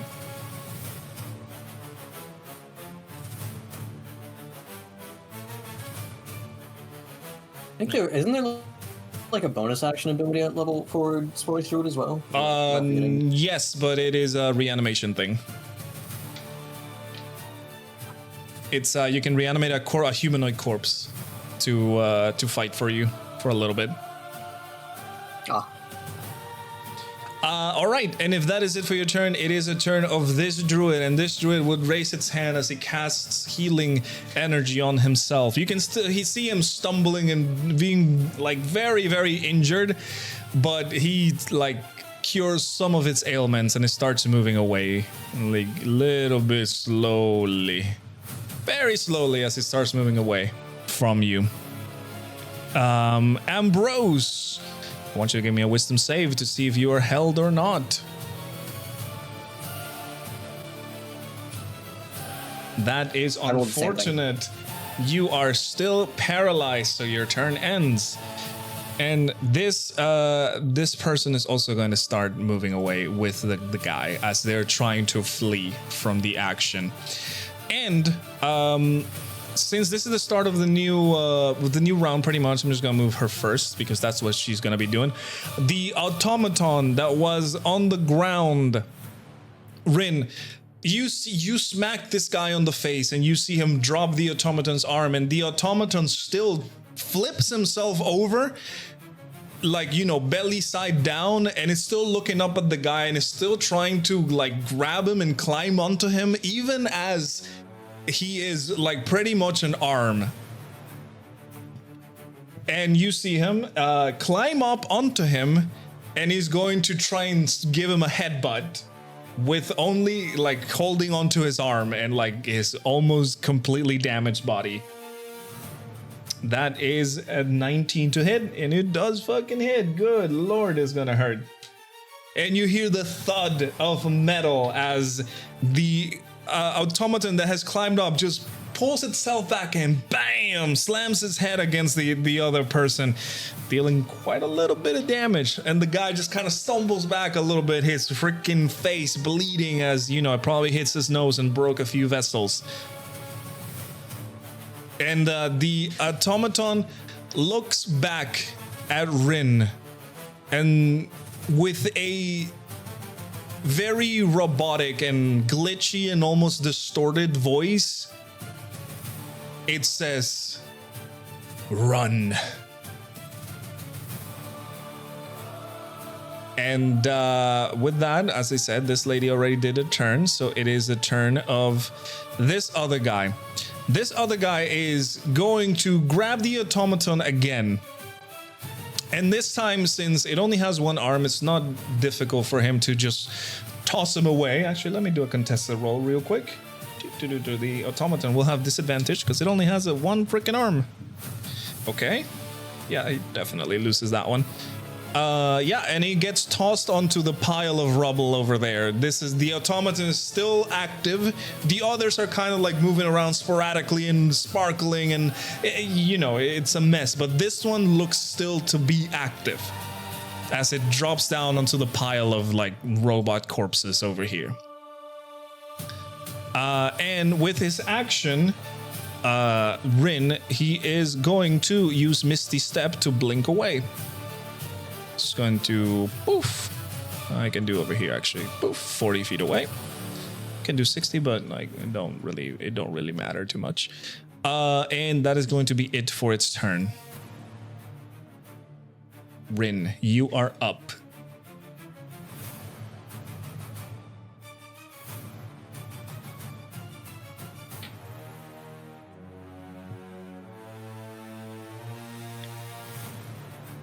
Let's see. Rin frowns at the robot. I'm not running. Then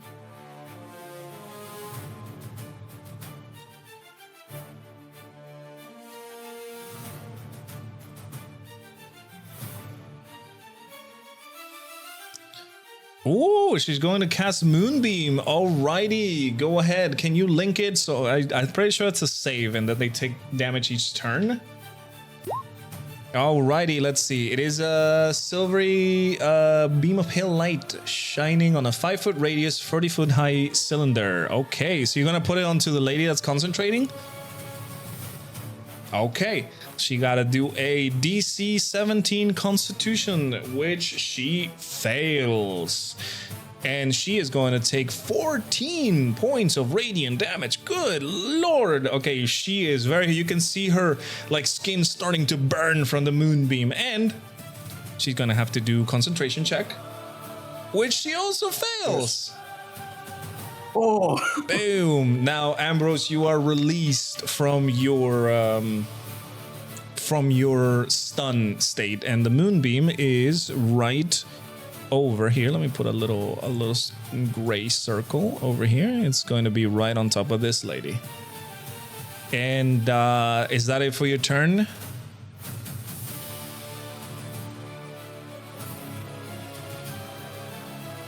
Yes? Okay. Gotcha. Now it is the turn of this guy over here. This guy is going to turn around, seeing that her companion is like taking hits and she loses the concentration. So what he is going to do, he is, as I said, very close to dying. He looks awful at this point. So let me roll something real quick. Actually, dishonor, call it high or low. Low. Low. Okay. He's going to flee.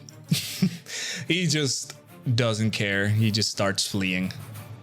And he's going to use his action to like sprint off, and he is gone. He flees from combat, leaving this other lady to face whatever. And Ambrose, it is your turn. Now you are no longer held. I'll give a quick appreciated, and I'm going to run and get on the other side of this lady. Yep. And I will go ahead and take a swing at her. Go ahead. That does hit. That does hit. And I'm also going to go ahead and use a trip attack on her. So she needs to roll me a... I'll go ahead and link the thing, if I can find it. Pretty sure it's Constitution? Dex. Oh no, it's a strength save. Strength save, okay. She fails, because I'm pretty sure your AC is more than 10. 15. There you go. So she fails. She is now, by all intents and purposes, knocked prone. And I'm gonna re-roll both the ones because I can. yes, sir. That is one. That only rolled one. Okay, that is unfortunate. All right, you still hit him by 13 damage. It does hurt her. You can see her starting to get rough already. And then I'm going, as I kind of like take the sword, I kind of like wrap around her, and I take the sword and just kind of like swipe her feet with it, gashing into like the Achilles heel. Ooh. And then I'll immediately turn around and take the blade, kind of spinning it upside down with the one hand grabbing onto the hilt and the other hand upside down with a Picasso, and I'll just stab it forward into her. And I'll go ahead and roll GWM. Let's see it. She's prone. Yes, she is prone, correct. 15 That hits. unfortunately barely did not hit. Damn. You can see her like, as she goes down, she just kind of drops down onto the ground and like flips herself over as your blade just almost pierces her right on the chest. But she was able to like dodge your attack. Alrighty then, that will be my turn. Okay. So as we start a new round, things are gonna happen now. Rin, since you are close by, you can see that the automaton that was starting to help starts to crawl out of the pile of robots he was thrown into and reaches over to you. I don't have a little token for this guy. I forgot to make him, sorry. But he reaches over to you, Rin, and grabs you by the leg and says, "Don't be stubborn. You need to leave." Which, Rin, I want you to give me a history check.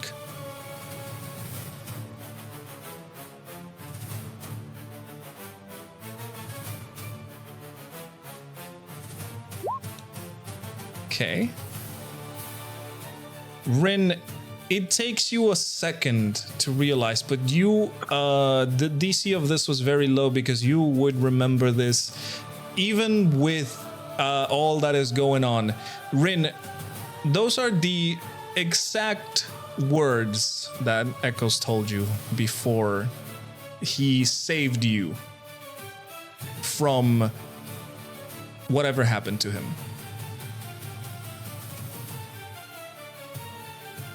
Even the tone and everything, through the staticky and glitchy voice, the exact same thing.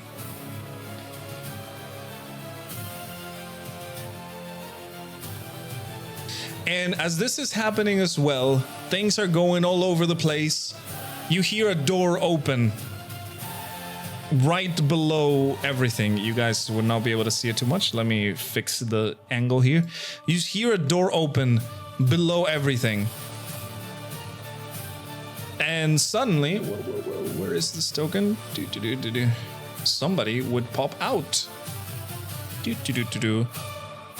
And you can see the familiar looking, very slick and pretty much upgraded automaton come out of this room with a kind of like a bundle of scrolls below its arm. And it comes out, and obviously because of this whole ruckus that has been happening for the last few seconds. And the automaton says, stop. And it starts walking over here and just kind of puts his hands on like a surrender kind of situation. And it goes, let us be civilized about this. As you can see, he is not being hostile. And this lady, seeing the automaton come out, she also raises her hands in like a surrender kind of position. And this man also does the same thing. And combat will stop right there as they surrender.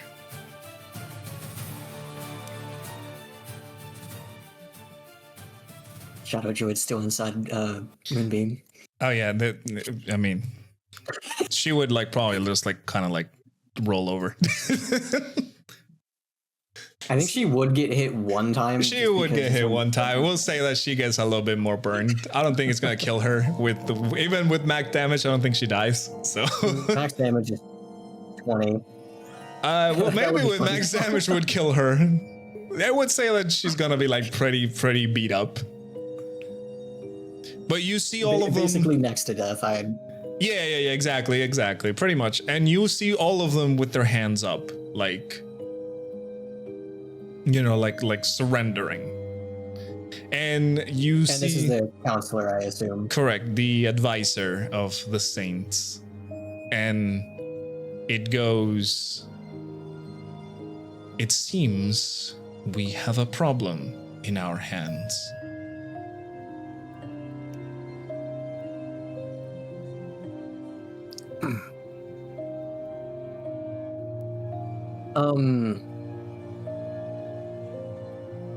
I will go ahead and step around the Shadow Druid over here, and I'm going to, as I do, I'm going to take the blade and stab it directly in front of her, kind of between her and the ground. Right. Very threateningly, and kind of like angle it away where all I have to do is just like move it to, yeah. And it would start cutting at me through.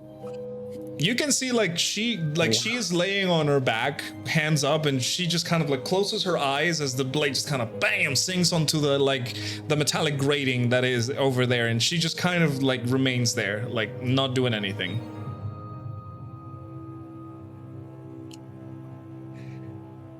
A problem.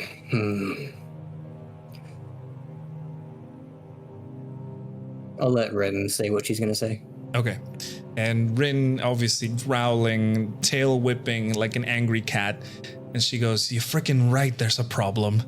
Why the fuck is my friend in this broken automaton? It has to be him. It is you, isn't it? And says, looking at the broken down automaton. And the automaton just gives a little nod as you can see like his power source starts to flicker as you know the body kind of stiffens a little bit as he gives a nod, and he lets go of Rin's like leg.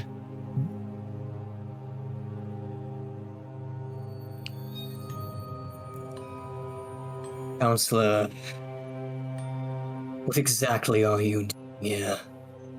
Is this your supposed justice? Is this really what you are fighting for? Is this what the saints are really doing?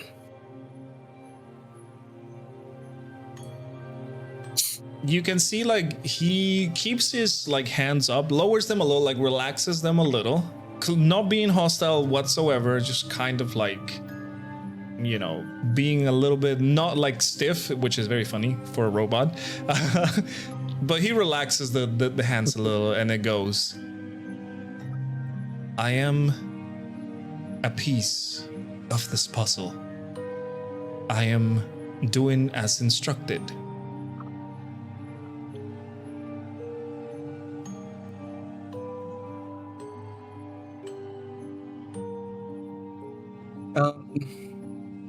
I'm going to think for a moment, and I'm going to say, because I think I would have at least a generalized idea of the history of Portstrail, considering I was born here. Even if it's not like super involved, I was still born in an orphanage that worshipped the saints. Correct. And I'm going to say, so, what is it? Are you Jahan? Are you Olivia? Has to be one of them if the saints brought you back, right? At the mention of this, you can see the robot stays quiet for a few seconds as it's also thinking about what to say. It kind of lowers its head a little bit, but then raises it up into to look at both of you, Ambrose, Rin, and it goes, you can have what you want, but let these people go.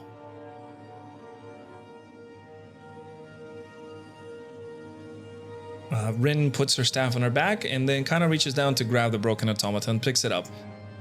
You can see that like the broken automaton just kind of grabs your arm and just kind of climbs up to get onto like Rin like a backpack almost. Just kind of like arm like on top of her. The rest is gone. Like I said, it's just like half a torso, arm, and head.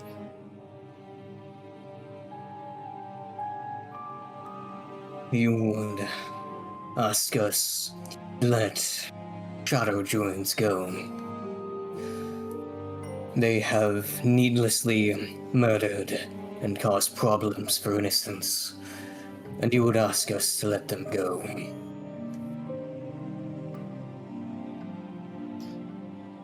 How much suffering has to occur while they run rampant? I know that you're aware of what I speak. And the counselor says, I agree. However, discovering their deaths will be detrimental, even more so for your party. And he looks over to the back over here and it says, one of them already escaped. So, we meet at a crossroads again. And he looks at both of them and says, I will make sure this encounter doesn't come out to the light. If you allow us to leave. He's never lowering his hands, he's not doing any other movement.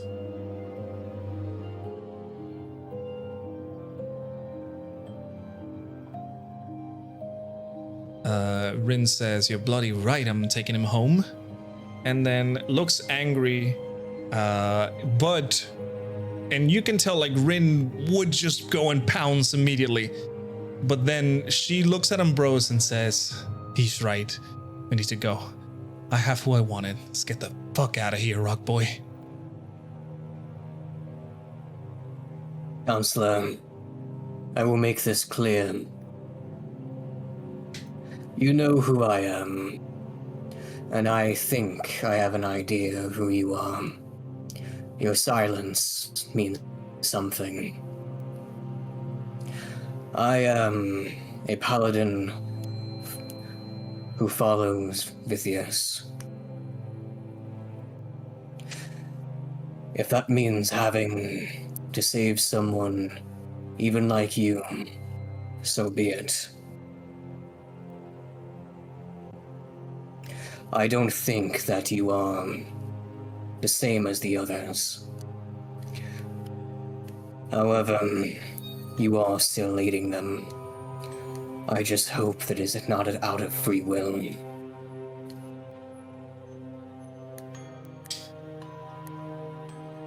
And to this, the counselor lowers his hands and just looks at the man behind him and just kind of gestures him to start moving. And the man just kind of starts, like, you know, looking at both of you. Obviously, just kind of walking, like, "Hey, are we cool to leave?" You know, just kind of like slowly being like, "Okay, I'm leaving." I have not removed the sword from the lady's extremities. I mean, she's also, like I said, I'm not she's like also leaning on it or anything, but I'm not like moving it. yeah. But She's also like staying there, like just waiting for like the clear, pretty much.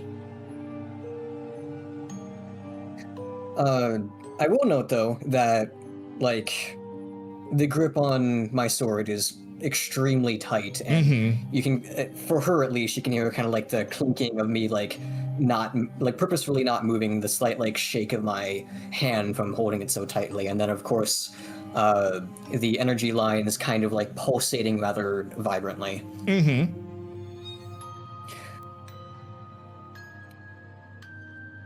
Let it be known, counselor, I consider you too someone that deserves to be saved. And I will slowly withdraw the sword from the proximity of the woman, picking it up, and it's quite obvious that I am very seriously thinking about just plunging the sword downward. Right. The lady just goes like, but I will slowly bring it onto my shoulder. And as you do this, the lady just kind of like flips herself over and just starts like crawling away until she can stand and just like run. And just leave, if you would let her, of course.